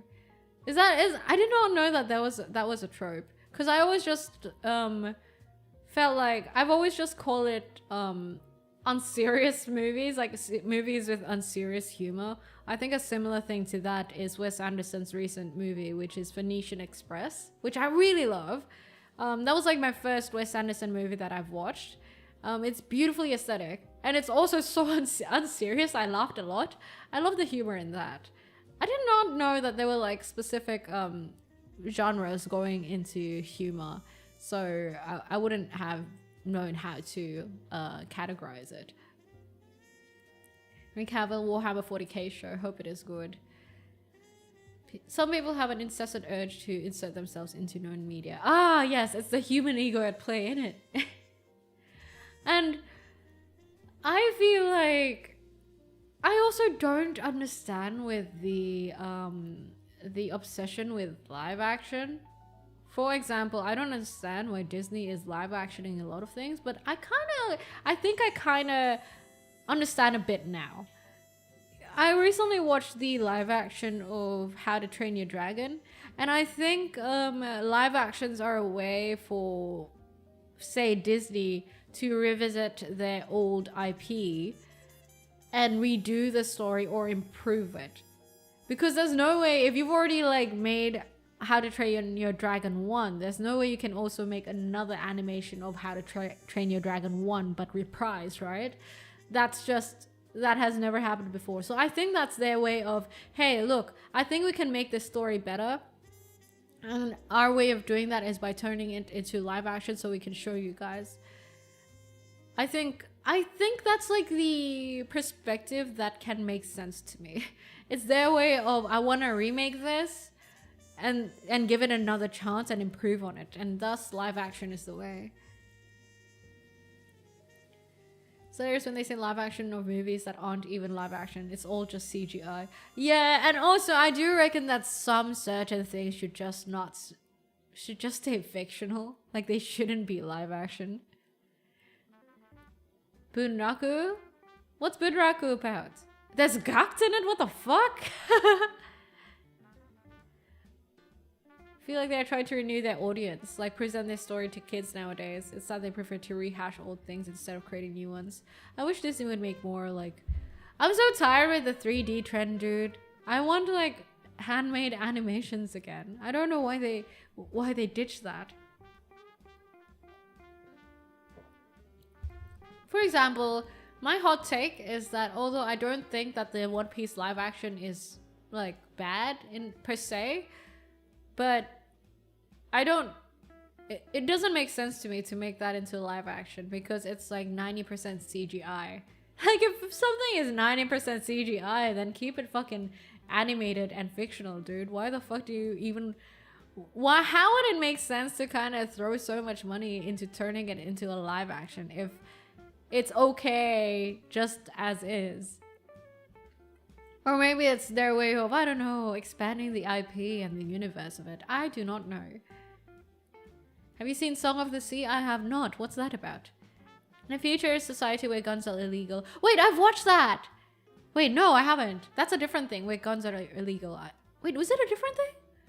I remember that. A fistfighter and a swordsman pummel and slash their way through a reclusive leader's army of thugs. Bunraku! I'm gonna check that out. Bunraku. I want more stop motion. Stop motion is amazing too, hey. It's hard for people to create new ideas anymore. I doubt it. I think it's just... Maybe it's the safer option to remake stuff. Story is so rushed, it kind of bothers me. I mean, wait, okay, tell me this. Or like what you guys think of it. What do you guys reckon that...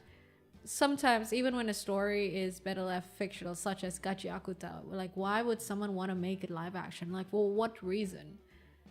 Why? I don't think I've ever seen an anime and be like, oh my god, I want to see this in live action. I don't think I've ever had that thought ever. But like, how do you guys feel about that? Because you guys might be different, right? Do you guys have similar thoughts to it or nah? It's not hard to create ideas, it's hard to get fundings for such ideas. Oh, yeah, that's one way to look at it. Maybe an up-and-coming director or producer wants to kind of get their foot off the ground, and it's easier to do so and prove themselves via making a live action of an existing IP. That's one perspective, I reckon. Stop motion Wildwood movie by Laika coming out. I don't think I've ever watched a stop motion thing as of recently. The only stop motion movies I've seen is Chicken Run and The Wallace. Yeah, I don't think I've ever watched any particular stop motion movie actually. As someone with friends in the movie industry, it is not hard to make original ideas. It is expensive. And plus risky as well. Like the investor's probably gonna be like, how am I gonna know that this shit's gonna fly? Over 50% of the movie funds goes to big name actors rather than to the writers, set designs and everything. Live action reaches a broader audience. It hits more people not from the niche. I really dislike this trend, but it gives results. Wait, it does? Because to me, like, if you turn something like, say, One Piece into live action, it has a higher chance of being more cringy than acceptable. But is that because I'm familiar with anime? I would kind of assume like crazy ideas are better as animated than live action. If anything, live action might kind of make people cringe more. I never thought about it as, hey, it can get more of the normies to watch it or kind of subscribe to the IP. Animated equals kids only. Oh shit! Am I just not enough of a normie to think from that perspective? I think all the live action anime remakes are just kind of cash grabs because they never really live up to the anime version. Disney live action was Cinderella. No, it actually ended up making a lot of money because it was actually decent, which gave Disney the idea of the live action remakes for all the animated movies. That makes sense. Yeah, that makes sense. Okay. My opinion is if it don't make dollars, it don't make sense. In regards to Disney, they use the umbrella of nostalgia to rinse and recycle the same IP without actually improving.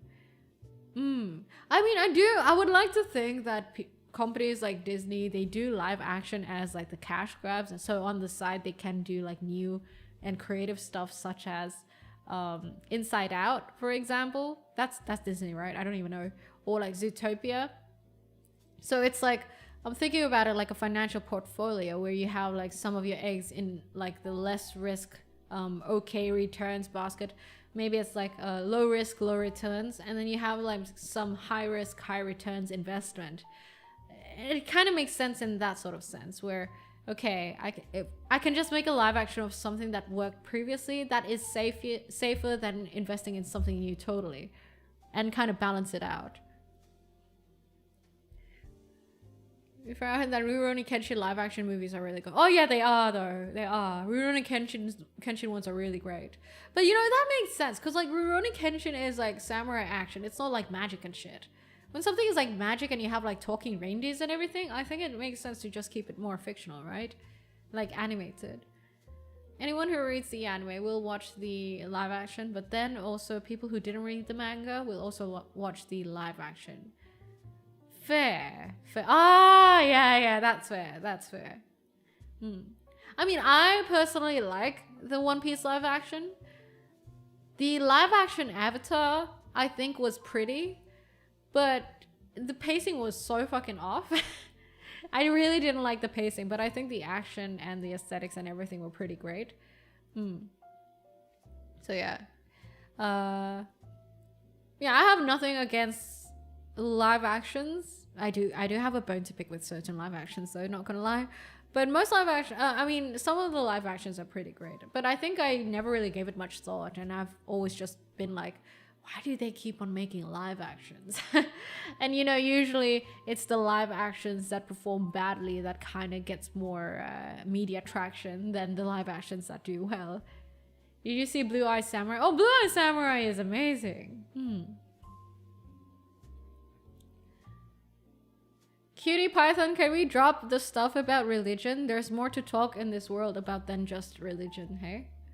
We can just talk about being humans, and religion can be part of it, but it doesn't have to be the focus about it. As we're all different humans with different backgrounds and different beliefs, I think it's unneeded to bring it up. A lot of investors want safer investments and then complain when they don't make crazy money off films like Good Will Hunting or Terminator. But both of those films were extremely high-risk investment movies at the time. The issue, it's that most... Yeah, original ideas are expensive and they're risky. And it's... I mean... You know, I've always... Okay, this is something I've been thinking about for quite a bit as well. I understand, like, working in an industry where, okay, you keep on making projects and products and then you launch them and then you make sure that they succeed or they deliver consumers' expectations and everything like that. But then the movie industry and the gaming industry does not make sense to me, because how do you have the fucking balls to kind of work on something for like what, 2, 3, 4, 5, 6 years and then gamble and pray that it'll all work out? Like, I don't understand how someone can have the balls to do that, dude. Like, for example, Clair Obscur, they worked on it for like 6 years and they're like an indie company and they're fully just backed by like, you know, very kind funding. And I'm like, how do you have the balls to do that? Holy shit, I could never. I don't think I could ever deal with such a situation in such an industry where it takes like at least 2 or 3 years or 1 year to develop something and to see returns from it. I'm really someone, I have problems with delayed gratification, if you haven't noticed. So I'm really someone who's like, okay, I'm gonna deliver this as fast as possible. I'm gonna launch it and I'm gonna improve it and make iterations of it, right? And that's why I used to work in the tech industry. The thing with like gaming is a bit better because you can patch stuff up and improve. Movies though, you release it and that's your end product and you don't get to do anything about it. It's fucking scary, isn't it? It doesn't make sense to me. That industry sounds crazy in my head. Like the risk and the fact that you can't, if it's a bad launch, then there's really no way to salvage it. Like you can't even make improvements to it or do live updates or like patches like games. It's crazy.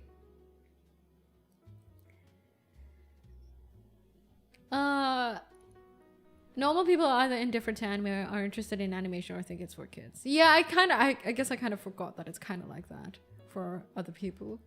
If you had to be another monster girl aside from Kitsune, what would you be? For Porion. I don't know. What would I be? I don't know. I don't think I'd be anything else, honestly. I like being a sea fox. Last year at my job, I was talking to an older Star Wars fan about a particular character that they like and told them that a new show featuring that character dropped part 1.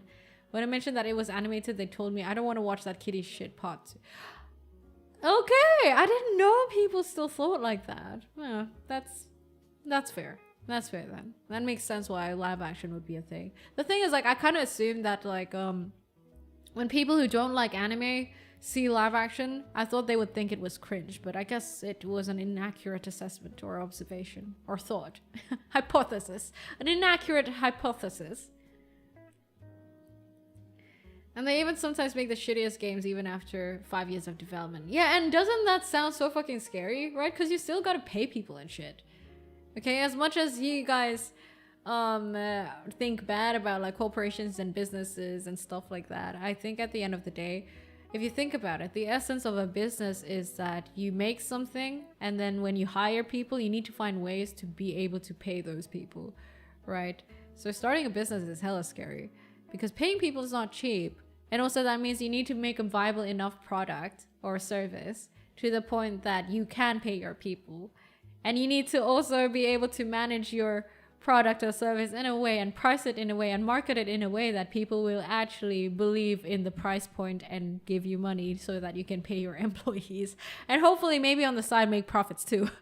It's scary shit. So if you think about it from that perspective, and then you think about movies, it's hella scary to me.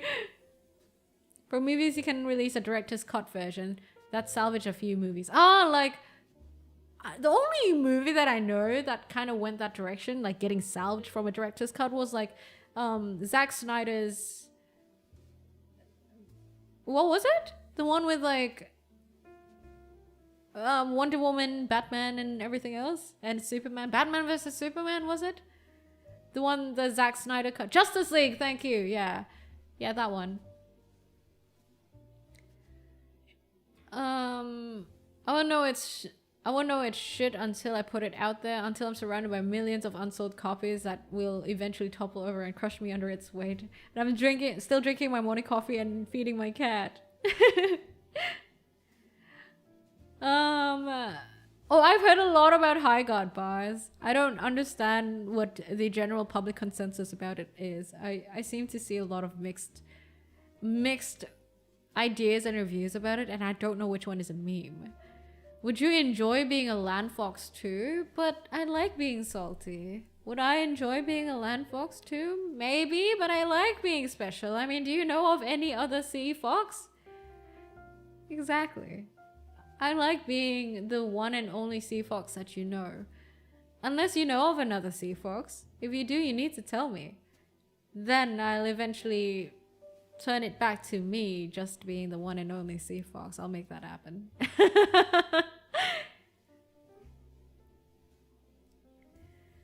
So terrified of graduating from my master's degree later because the reason I'm going to get it is going to invalidate my need for a second job. And I'm honestly scared of not grinding.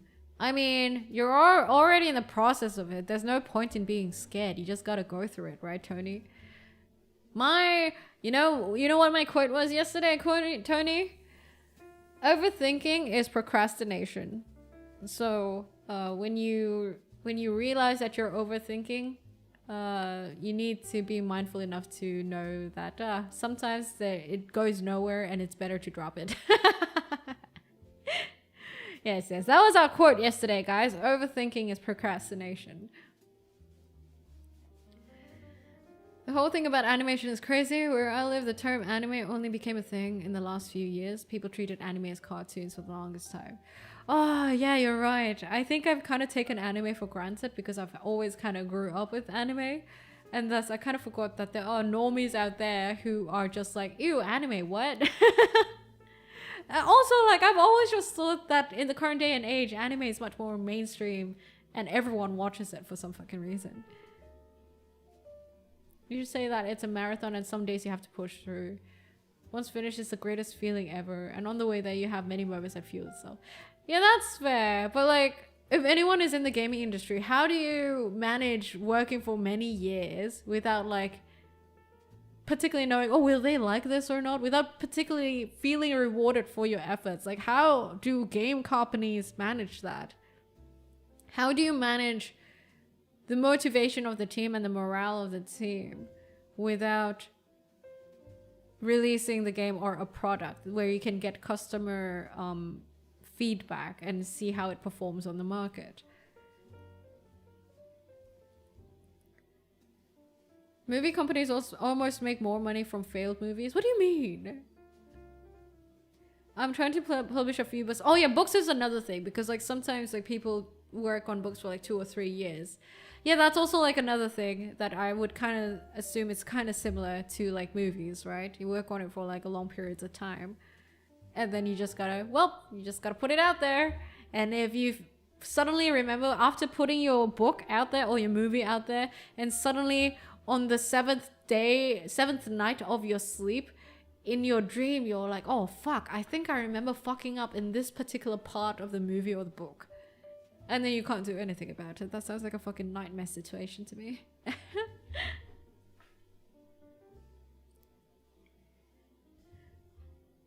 Happiest day of my life is finally making my brothers watch anime and they love Jujutsu Kaisen. Jujutsu Kaisen is amazing though. I think Jujutsu Kaisen is an easy one for to get people to start liking animes. I noticed that usually people's gateway animes are Jujutsu Kaisen, Solo Leveling, or Attack on Titan. which I'm surprised about. I'm surprised that normies like Attack on Titan. That's crazy. But yeah, apparently, because I thought that the Attack on Titan aesthetic isn't like the more mainstream acceptable aesthetic, right? But a lot of my normie friends have gotten into anime because of Attack on Titan. I've worked on a few games, and for me it was a mixture of feelings and playtesters, and trying to get what feeling of being rewarded you can get from like playtesters. All of them left the industry because they have families now and want job stability and reduce stress. Yeah, it's gonna be 2 or 3 years before I publish. Takes longer to get it published and written. Yeah, I don't know how people would do it. I just know that I would never. I don't think I could ever, with my problems with dealing with delayed gratification. I don't think I could ever work on something for so long and then only get modicums of rewards of it so much later. I don't think I'd be able to manage my motivation for that with working on it, and I think I'd just be stressed with all the uncertainty, you know? Movie companies can use their failed films as tax write-offs. Ah, fair. The game industry is really rough, especially on big corporations due to the volume of work and environment. Jujutsu Kaisen is just Naruto. Let me think. Kind of, but also Jujutsu Kaisen can get unnecessarily convoluted, which I don't think Naruto does. Naruto is pretty, like, you know, it's pretty easy to kind of understand whatever the fuck is happening. Jujutsu Kaisen can get quite confusing. I'm like, why the fuck is Choso suddenly fucking Yuji's brother? That sort of shit. There's like a lot of underlying background lore that's just too difficult to express without a large lore drop in animation. Like in Naruto, I feel like the story is pretty streamlined enough so that anyone can really just catch on to it pretty easily without like having to read the manga or additional sources. Attack on Titan leaves this weird curiosity to normal people and just opens their eyes to animes that can actually be very brutal. And I think like part of the reason Attack on Titan is kind of popular, at least this is my own personal hypothesis, is you know how Game of Thrones blew everyone's minds? I feel like after Game of Thrones, the next closest thing was Attack on Titans. And that's why a lot of people got to kind of like Attack on Titans. That's my personal hypothesis. Research done and many projects don't leave R&D stage. Yeah, cross-liners, but like research is research. It's not a launch. I guess it's kind of very different with tech startups because like usually the idea is that you release and you go out with an MVP and you release like the best that you can, but also like you iterate along the way as fast as possible, which is I guess what a lot of games do on release. Like they release it, they hear a lot of user feedback, and then they iterate and improve. I also think that's like part of the reason why games do better beta releases nowadays, like Baldur's Gate, because they released it in a phase where it's a minimum viable product and it's playable, and then they just improve on it before they do a full release. That is more close to the tech startup way. And I think it's more manageable. Yeah, early access, right? It's more manageable and it makes more sense. Like, I think not doing that doesn't make as much sense to me, at least. Then again, I don't know how the game industry works.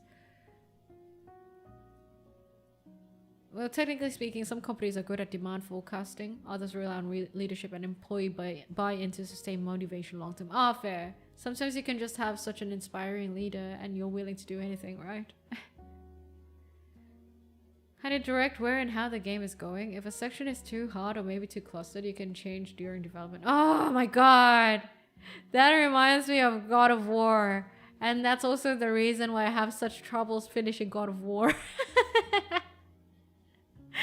The damn playtesters who played God of War Ragnarok, god damn them.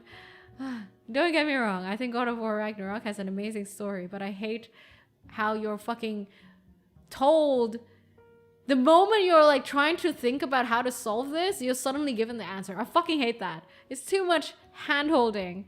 And the puzzles, it's also too dragged out. And I don't know. The game makes me feel stupid. I don't like God of War Ragnarok in that sense, but I do think like the cinematics and the story is great regardless. And the gameplay is nice, but it's just certain parts of it that I don't like about it. And that's why it has taken me since, when did I buy a PS5? I bought a PS5, I think like 3 years ago? 2? Maybe 2. 3 years ago? And I still haven't finished God of War Ragnarok. What's your type of woman? Fictional? That's a valid answer, you know, Rev. I mean, Nyx. I say my type of guy is fictional.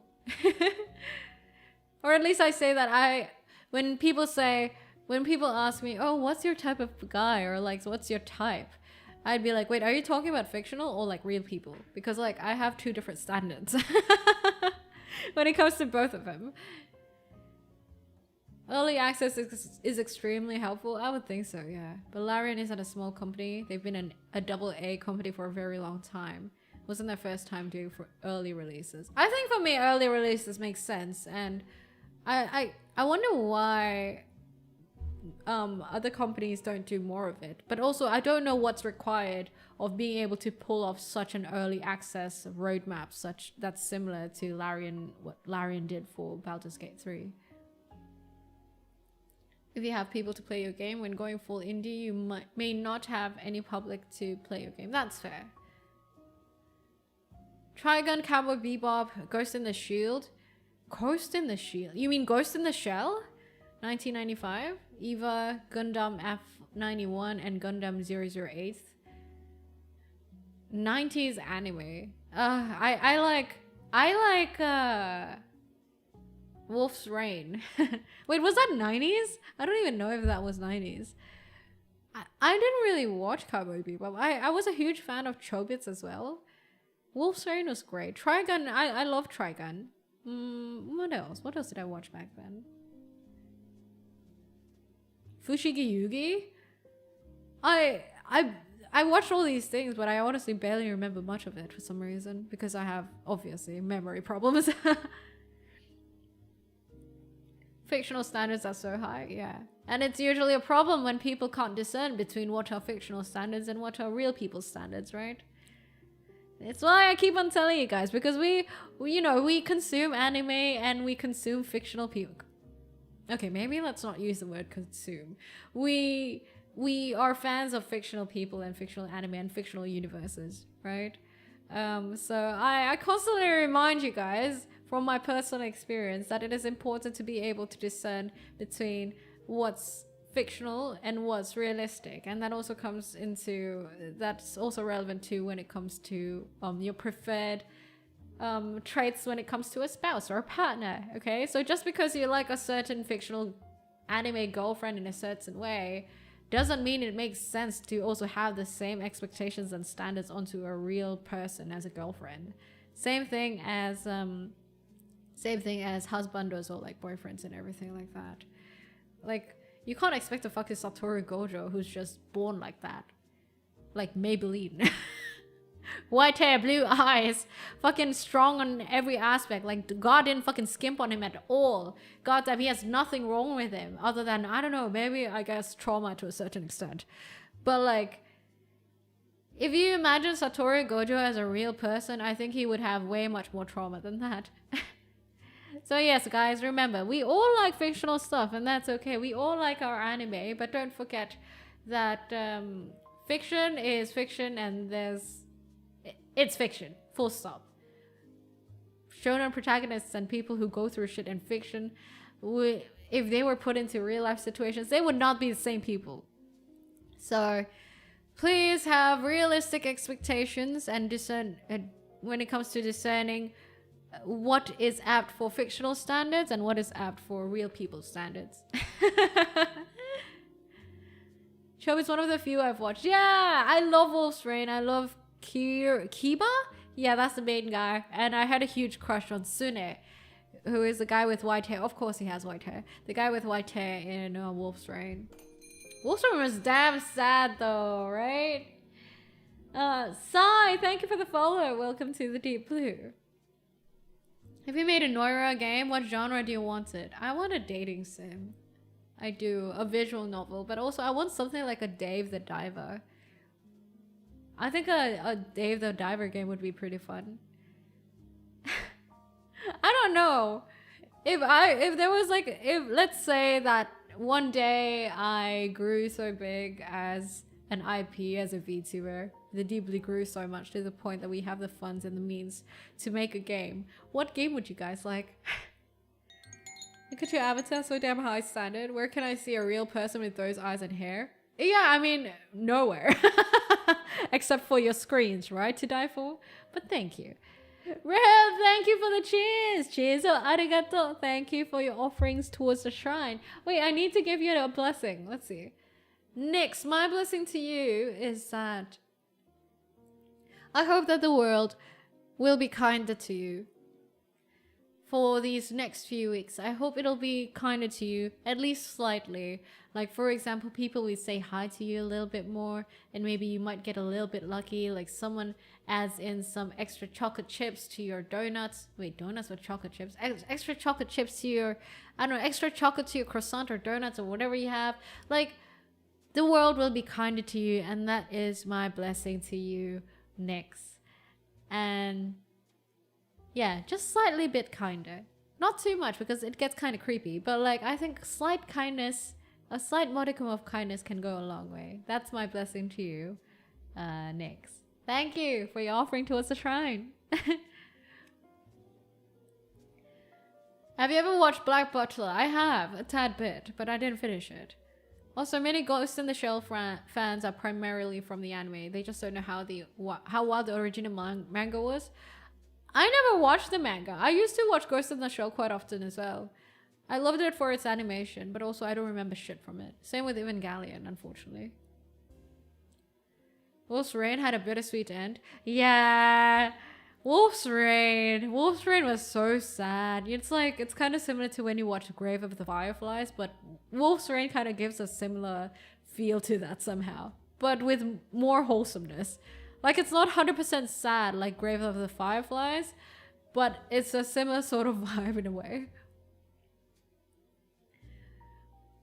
I aim to and do treat other people at varied levels. Fictional characters I do like, while real life people I am uncertain. Yeah, I mean, I say this often because I was kind of, it was from a personal experience of mine, right? Where I kind of expected unrealistic fictional standards onto real people's standards. And, you know, with the advent of so many fictional stuff being so popular, like anime, dating games and everything, I feel like it is responsible of me to kind of give that reminder every once in a while. Especially when you have stuff like Love in Deep Space and also like Gunner gacha games. I say that in an objective way, okay? I'm not judging it. If you guys like your anime girls with big boobs and like boobs that cover half their body, I'm not gonna judge. But what I'm saying is that when you have Gunner games and like you have stuff like Love in Deep Space, I feel like somehow it's the responsible thing to do, to give that disclaimer and that reminder every once in a while. Or a bar cocktail mixing game of Noira. Oh, kind of like Valhalla? That'd be amazing. Or like Coffee Talk. That'd be super fun, hey? There are kind people in the world. They actually outnumber the cruel ones. I believe that too, something Visit. I do reckon that there are more kind people than like cruel or people with vile intentions out there. It's easier to be kind than be unkind. Tenchi Muyo popularized it. Harem anime, but it wasn't the first. That honor goes to Urusei Yatsura. I don't know any of those titles. If we say Dave the Diver, I would imagine a game with bar where you can gather resources to make drinks and deal with the tidalings shenanigans. Yeah, doesn't that sound fun? One day maybe, guys, we can have a game. One day. I mean, I know some people who worked in game development, so I'm saying that it's definitely possible, but it's just a matter of time and funding. Our main objective is, of course, to grow the Deep Blue first, right?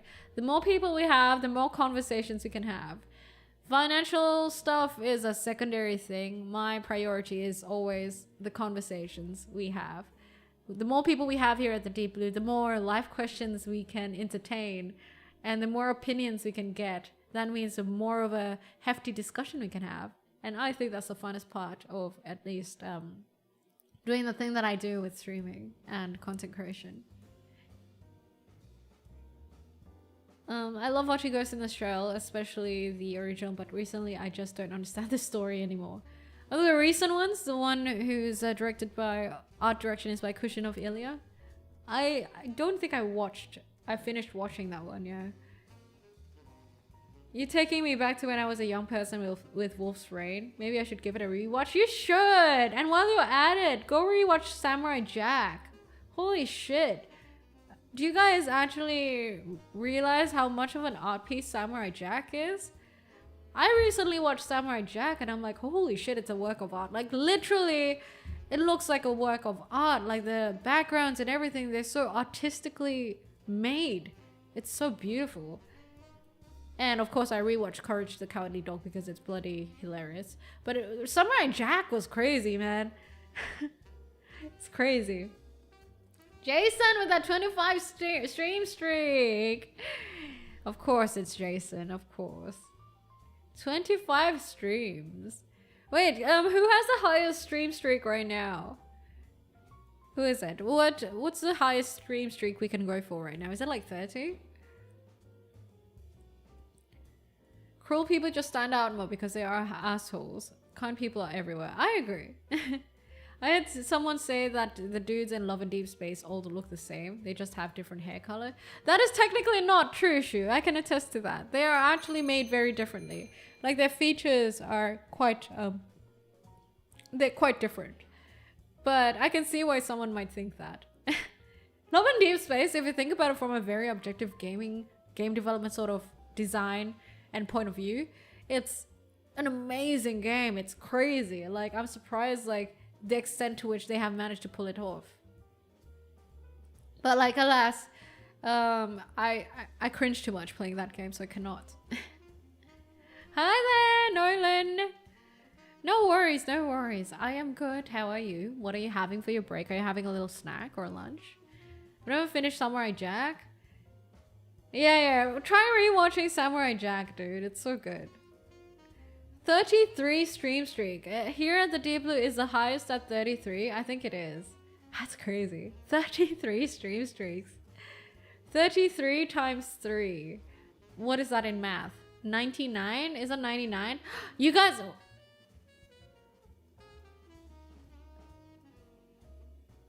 Wait, no. That's not the right math.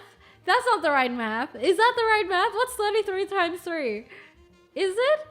There's no way you guys watch 99 hours of me. There's no fucking way. Can I pull up a calculator right now? I can't math, yo. I can't quick maths. Hold on, I'm pulling up a calculator. 33 times 3. No way! 99 hours? There's no fucking way you guys watch my streams for 99 hours, dude. What the hell? What the fuck? That's crazy. Look, I mean, it doesn't count your overtimes. Oh my god. I don't know what to say. That's crazy. Other than thank you. More of a bot person nowadays. It's fine, technically. But I find it hard to believe that someone watched 99 hours of me. That's kind of wild, dude. Holy shit. For you guys who actually have high stream streaks, do you guys feel like sometimes I talk about the same things over and over again? Because it's like in music, right? When you do music and you do like improv or like solos, or like when you do dance and you do freestyle and improv, sometimes what they say is that you'll get to a point where you feel like you're doing the same thing over and over again. So on streams, I guess it's kind of similar. Sometimes you'll feel like you're doing the same thing over and over again. And you talk about the same thing over and over again. But that's usually it's because of that you will have a breakthrough, which is true, technically. But also, I'm wondering what it's like from the viewer side of things. Occasionally you do. I mean, I know I talk about AI a lot. If I play lads as a VTuber, do you think I can attract a female audience? I don't know. I don't know. I don't know the kind of people who actually watch lads on stream. I was actually considering playing lads on stream, like Love in Deep Space, but I don't know. I feel like I might cringe too much. Also, I've deleted lads off of my phone as well, so I don't even know how I'll manage to fucking stream it. AI is a very common topic, it is, but also it's very relevant, right? No, I'm pretty sure most of us have watched more than 99 hours. You have VODs and shorts and stuff. That's crazy, yeah. It's such a big number. Lads is Love in Deep Space. It's an otome game on the phone. Oh, you know, an interesting thing about AI I came upon recently on Twitter, I think I saw. They say that one of the ways that you can make AI stop being so delusional is to give them a prompt where you tell them that, hey, it's okay to say that you don't know. And I'm like, that's actually so relevant to humans as well, don't you reckon? Some humans are mostly, they get angry and they get delusional mostly due to the fact that they don't want to admit that they don't know things, or they're like too scared to say I don't know, or for whatever fucking reason they don't want to say I don't know, and thus they might go on tangents that don't make sense and stuff that aren't logical, and they may say things out of ego and not out of objectivity. And that was just an interesting thing I came upon. But will the AI really do it? I don't know. I haven't tested it. Apparently you can try chucking it into your prompt. Like, you know how you can add like permanent settings to your AI where you can kind of tell them, hey, this is how you should do things. So yeah. And I think reflecting on it, back then when I was younger, I did have like a point where I had, oh my god, this song is too trumpety. Hold up. Let me delete it from my playlist. Where is it?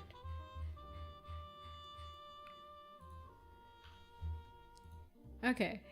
I do think that I had a phase where I was more of an ego sort of person, meaning I did not want to look bad. And part of that was like trying to not admit to saying I don't know things. I don't know why it was like that. It took me like a certain extent of awareness to realize that that was what was going on with me. Because sometimes I remember I felt like I would say things that weren't necessarily true, or say things that didn't really matter to the conversation or contribute to the conversation, or more was like a rage bait, right? And then I think after a while I realized that it was because I did not have for some reason I just wanted to avoid saying I don't know. This is also like from a pattern of, say, back then people ask me things, I would pretend to say like I know it, or like I would be too afraid to ask about things that I didn't know about. This is me during my social anxiety phase and shit like that. So ever since then I've kind of like reminded myself that I've kind of gotten myself used to being honest with myself. Like if I don't know about something, then I would say that I don't know. If I didn't hear a person what they said like once or twice, I will tell them, I'm sorry, I have no idea what you're saying. Could you like tell me again, or like in a different way or something like that? I try to be more honest with myself, you know, because I think back then I used to kind of just be so scared of doing so for I don't know why. Exact opposite. And even if I know, I avoid just explaining, so I pretend to not know things. If I know oh well, yeah, that's also a thing. And also like I think back then in conversations I never really discerned myself whether I know, like if I have an opinion about something, I would just say it even though it doesn't have any particular basis to it. And that's something that I've learned to not do. At least it's a preference of mine. Because I prefer, nowadays, I'm like, okay, here's what I think about it. Or like, here's what I read up about it. Or I haven't really checked it out on it much, but here's what I think. So I try to discern between what's my hypothesis, what's my pure opinion based on observations, and what's really like based on the stuff that I actually know or like how much I know of it. And I don't know, it's just a particular thing that I do. I know it sounds a bit much, but I enjoy doing that. I'm glad that I do that. It really helps, especially it helps with the clarity in communicating. And also it helps me process my thoughts a bit better when I communicate in that sort of way. Your BGM often sounds like a noir detective film. It was a stormy night. I was on my 3rd whiskey of the night, and then she came in. Yeah, I mean, isn't that fitting? I mean, my name is Noira after all. There's noir in there. I sometimes struggle myself with not admitting I didn't know something. I grew up being called a smart kid and felt like I had to live up to the expectations. That was it, I think. Yeah, I think that was it. I think it came from a place where if you didn't know something, people around you for some reason will either kind of low-key bully you or say things about you, and that gave you pressure to be like, no, I have to know something, or I gotta act like I know it. Or also in your case, I guess the expectation is that you're the smart kid and thus you're expected to know everything. That makes sense. Yeah, that makes sense. Feels like it's a hassle to explain depending on the person, and that's also fair to die for, because sometimes there are certain situations where you might have something to say, and because what they're saying isn't particularly correct, but you also know that even if you give them facts, they will not change their mind or they will not listen. So I understand. Hi there, Rick Jazzy Roll. I don't understand, but can you explain it in a different way when I don't get what they are talking about? Yeah. And it's good. I think it takes like a certain amount of bravery and humility to be able to admit that you don't know something and you ask further. That being said, this is now that I am older, I did get used to get embarrassed not knowing something when I was younger. Congratulate the student who successfully retook and passed the test. Congratulations to your student, Ceaseless. Congratulations. Hi there, BQ. Thank you. Thank you for liking my new model.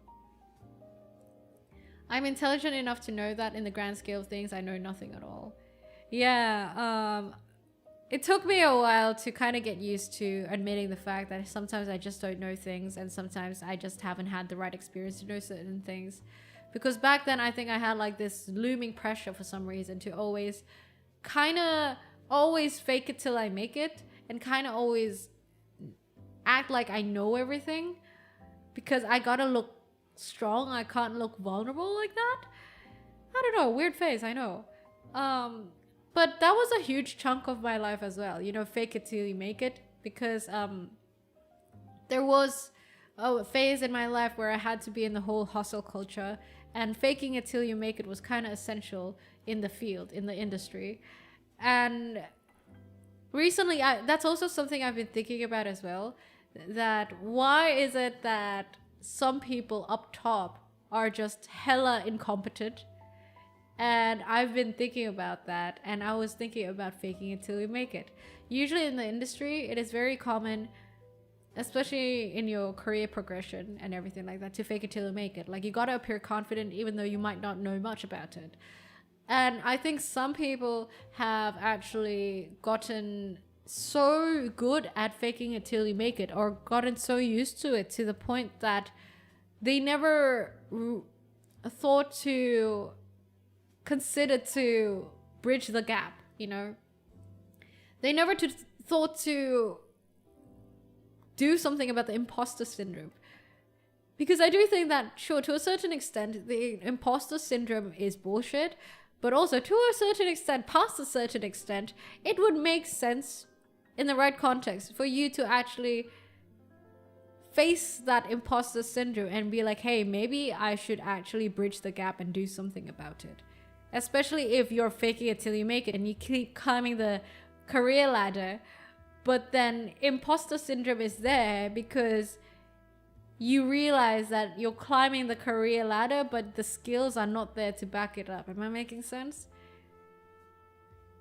Yeah, I think that because back then I had like this sort of sense of toxic positivity to kind of survive in the working environment where, okay, I have imposter syndrome, but I'm gonna fake it till I make it. So I'm gonna just keep on doing what I do and not question myself. Nowadays that I'm a little bit more ancient, I have the wisdom to realize that imposter syndrome is not all that bad. Back then I always thought that no, it's something that you just need to fucking exercise out of your fucking system. Nowadays I have the wisdom to be like, no, imposter syndrome might be pointing towards something that's legit to kind of look at, and maybe it's a sign that there is a gap somewhere, and maybe it makes sense to kind of bridge that gap. And I think it takes, like, at least from my reflection, it takes like a certain level of humility to kind of see that. And also it's like the worst feeling to kind of admit that, oh my god, I am where I am, but I don't have the skills to back it up. It takes a certain sense of braveness, I'm not gonna lie.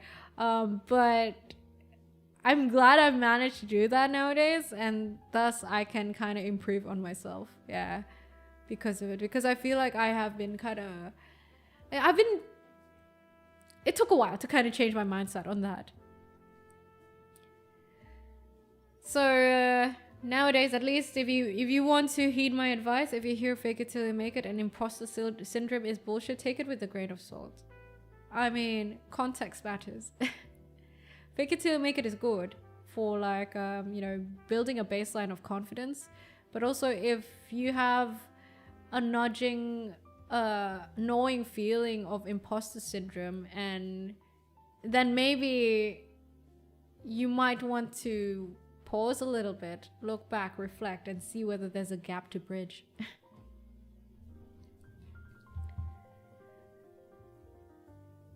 If you get called smart a lot in school, there is a chance being such is your main personality trait, and if you lose it, it can get ugly. Yeah. Fake it till you make it is so true for a lot of people. It's important as times. I agree. Fake it till you make it is pretty important, because I think if I did not have that mentality, I wouldn't have the confidence that I have nowadays. So it's definitely important. Like everything that we've mentioned today, it's a matter of balance, right? And finding your own balance, and so you can navigate your life better with it as part of your tool set and your toolbox. Watched something once that said something along the lines of, you always wanted to be the dumbest one in the room. What they explained was there is nothing wrong with asking questions. Exactly. And I think my experience with asking questions, and when I was like, I don't know, or I don't understand something, and I've become like more confident with communicating that, people appreciate it, and people love explaining things, by the way, so they will happily help you out. And a lot of people are actually very happy to help other people out. If anything, there was this, was it research? I think was it a research or study? I can't remember. But like, one of the ways you can gain someone's favor is to ask a favor out of them. I can't remember, but it was like some historical figure guy back then. Basically, he was like enemies or rivals with this other guy, right? Let's say Naruto and Sasuke, okay? Sasuke hates Naruto, and Naruto kind of hates Sasuke. But then one day, Naruto decides, hey, I want to borrow a book from you, and only you have it. Do you mind? And Sasuke was actually like, oh yeah, okay, go have it. And asking that favor, like borrowing that book from Sasuke, actually made their relationship better, and Sasuke became a bit kinder to them. Oh my god, it's kind of cringe when I put them in Naruto terms, god damn. But you get what I mean. Like, sometimes there's some science behind how asking a favor out of someone can kind of foster a better relationship and kindness out of that person. Also, asking questions helps engagement and builds some deeper conversations and bonds. Yeah, exactly. Everyone has to start somewhere, but no one wants to trust someone just starting. Wait, I lost that. Everyone has to start somewhere, but no one wants to trust someone just starting, so you need to fake it in a sense. Exactly. Like, as your fucking, what do you call them? Your jumping base. To start off, right? Your baseline. Or from action, I actually know how to follow this when it's specific.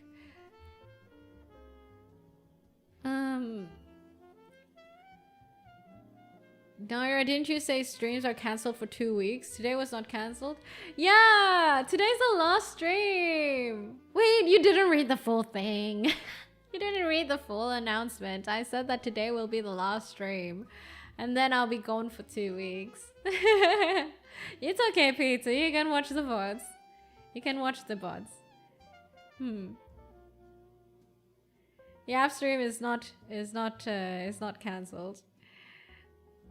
But yeah, fake it till you make it. That's something I've been thinking about a lot as well. Maybe I should make a video essay about it as well. Because I do feel like a lot of people out there, especially for people who have been in the hustle culture or are in certain industries that are a little bit more networking toxic, like socially toxic than others. Such as the tech industry or finance industry, right? It gives you more reason to fake it till you make it, but then it also gives you more reasons to push down that feeling of imposter syndrome. And that's what happens, is that you sometimes end up with executives or people in high positions who have no fucking idea what the fuck they're doing, which is bad. So yeah, real estate. Yeah, I think real estate is another one of them. I hope that, you know, faking it till you make it, sure, is great. Having confidence is great, but come on, growth comes from vulnerability and realizing that vulnerability. How are you supposed to grow if you don't know how to be humble and accept what you're lacking and grow from that, right? Yeah, that's the difference between toxic fake it till you make it and good fake it till you make it. What am I, a productivity guru? I mean, everyone has to fake it till you make it at some point, like job search is purely that. Yeah, especially, I'm not gonna lie, I also lied on my CV when I first had tried for my first job. I mean, you kind of got it, right? Because unfortunately, apparently the job market sometimes, or the industry, also can't fucking discern between what's fictional standards and what's realistic standards. And sometimes when corporations are too big, to the point that you start seeing employees as numbers, you kind of forget where you come from. That you were once also, you were also once someone who knew nothing, and you kind of had to work your way through with some experiences. It's illegal to kind of fake your CV. I only added like one additional experience. Once. And then after that, I never really faked my CV anymore. Need to be able to realize when you have made the transition from faking it to actually being competent. Yes, exactly. That's exactly the point, I think. Imposter syndrome is not just there to kind of make your life a bit more bitching. A bit more bitching? What? Am I making a new term now? A bit more bitching? Nah. Yeah, the imposter syndrome is not just there for you to bitch about. That's what I'm trying to say. Sometimes it alludes to an actual thing. The human resources issues with hiring. There's like... In an ideal world, I would wish for companies and businesses to be able to see past humans just being numbers. That's in an ideal world. It's unrealistic to wish for, but, you know, I wish it was kind of like that, right? I wish people would kind of stop seeing humans as... See the humanity part of human resources, okay? Not just as resources. You get what I mean? That's my wishful thinking. But alas, such is not a realistic... I don't think it's realistically applicable. Fake job postings also falsify standards, so who is really playing fair here? Yeah, job market. So much to say about it, right? So much to say about it. But I will say though, if I were to give advice about jobs, I would say that sometimes you don't need jobs to get experience and stuff.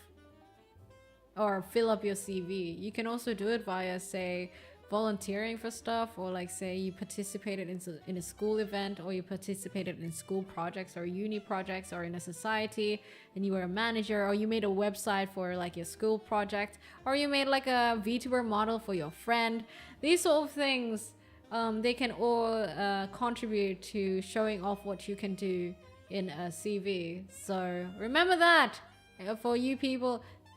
This song is also very trumpety. Can you chill? Oh my god. Okay, I need to add more to my playlist so that it's not so trumpety. I need to keep my playlist to mostly piano stuff because it's easier to talk over.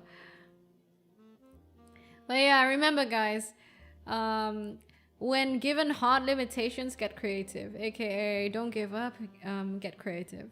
It's definitely possible. I've gotten through my first job actually with, I got my first job with stuff that I did outside of work, mostly through hobbies and everything like that. It's also packaging, you know? Maybe if you helped your grandma out with a family gathering, you could be like, I don't know, I was the usher for this event. It's all about packaging as well. Making CV nowadays is like creating a goddamn character sheet in D&D. So true. I'm going to see about volunteering at a zoo on the second week of February. But yeah, I mean, think about it. I think if you want to make a CV for a job that you're trying to go for, then try to think about, okay, what kind of skill set would be relevant to that job, and what sort of things can I do that might not be in a professional environment or a job environment that I can rack up an experience on and jot down as part of my CV. I think that goes a long way. At least for me, for the times that I have interviewed people, I care more about those sort of things than like what fucking degree you came from or like where you worked at previously. I care more about like when I was involved in hiring, I do care more about the things that you have done and experiences in general, and like not just particularly professional experience, and also depending on the job scope, how you are when we actually talk. It's true that job postings have unrealistic requirements, arguably unethical because it's misleading. Yeah, and sometimes like even for like, I don't know, I feel like sometimes even for very basic jobs, the requirements are ridiculous. Hopefully one day someone can do something about this job requirement inflation shit. Go ahead, try a new game out onto second grades. No, actually, I think we also gotta call it. I need to sleep earlier because I have an early meeting tomorrow. And I'm gonna try to sleep because I had a bad sleep yesterday. Might as well call it, eh? So, thank you everyone who dropped by the Deep Blue. I hope you enjoyed your time here. Let me bring you guys over to the shrine. Let's see, how many items do we have over at the shrine? Let me zoom out a tad bit. Let's see. Let's go over to the shrine. What do we have? Alright, where's my... here. Wait. Kelly Hill, thank you for the subscribe on YouTube side. Thank you. And also, did I miss some followers? Crimson Wendigo, thank you for the follow on Twitch side. I'm sorry I missed that. Alright, guys. Thank you so much for dropping by the Deep Blue. I hope you guys like the vibes here and the talks we had, from like anime to like, what the fuck do we even talk about today? We talked about so many things. I don't even know. We even talked about like fucking job market, which is fucking crazy. VTuber talking about jobs? I hope you had a good time. I hope at least like if you had me on your second screen, or like you've been listening to me as a podcast or like whilst lurking, I hope I entertained you well and accompanied you well. I will tell you that I will not be streaming for the next 2 weeks because unfortunately I have to travel out for an family emergency. But do remember, I will be uploading videos regardless, and I will still be, I'll be around on Twitter, on Discord still. So if you miss me, find me on YouTube. The VODs are all there, okay? The VODs are all there. Dolph, thank you for the follow. Welcome to the Deep Blue. No, let me bring myself back. And also thank you for everyone who dropped an offering at the shrine. Thank you for giving me that Guinness down below. Thank you. Now let me like zoom in a tad bit and bring my ass back to this here. Thank you so much. And okay, if you guys like the stream, I'd appreciate it if you drop a follow if you're on Twitch, or subscribe if you're on YouTube. And I'm so glad we have no DCs today.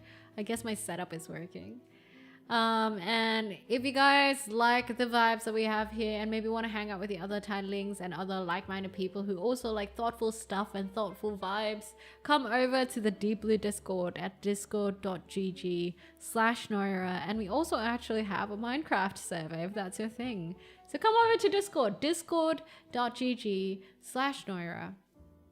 And I also recently updated my milestones, and all announcements usually go there. So if you want to catch up with my announcements and the Deep Blue in general, or even like the growth of the Deep Blue or how the Deep Blue is going, come over to discord.gg/Noira. I said that 3 times in a row. And I stream 3 times a week. That's every Tuesday, Wednesday, and Thursday. Same time, same days every week. That's at 10 p.m. GMT +8 if you're in Southeast Asia, 3 or 4 p.m. if you're in the EU, and that's at about 6 or 9 a.m. if you're in the US. However, like I said, once again, I won't be streaming for the next 2 weeks, but usually I'm very consistent, okay, if not for this emergency. If you want to find out more about me, you can at noira.me. That's my website. And what else is that to say? Yeah, everything is on my website if you need it. All right? Anyway. Oh, if you guys are new here, let me reintroduce myself.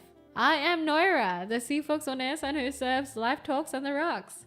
As you can see, this is all we yap about.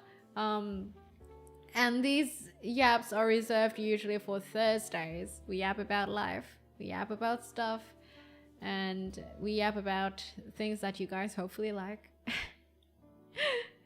Alright, let me see who we shall raid on Twitch side. I will only be raiding on Twitch. Who do we raid today? Who do we raid? Let's raid into... Let's raid into Iris. Since last time Iris raided us, I think I'd love to be able to return the favor. So let's raid into Iris. Iris is a little bit lewd as I remember it, but I reckon you guys love your lewd tubers, right? But also she's kind of cute and hilarious and a little bit chaotic. So I reckon you guys will like her. I'm going by her bio. I remember she's like, oh, lewd elf VTuber or something like that. But hey, I mean, if we like our lewd VTubers, then it is what it is, right? So, yeah, a bit lewd. Yeah, she is a bit lewd. It's in her bio. I haven't seen what she's like on stream though, so I'm going off of her bio. But she has a very pretty model. I reckon you guys will like her. Ponima, thank you for the sub on YouTube side. Alright, thank you everyone. I'll catch you guys next time, okay? Wait for my announcement on Discord. Okay, bye. Sayonara. See you on the flip side. Bye, titlers.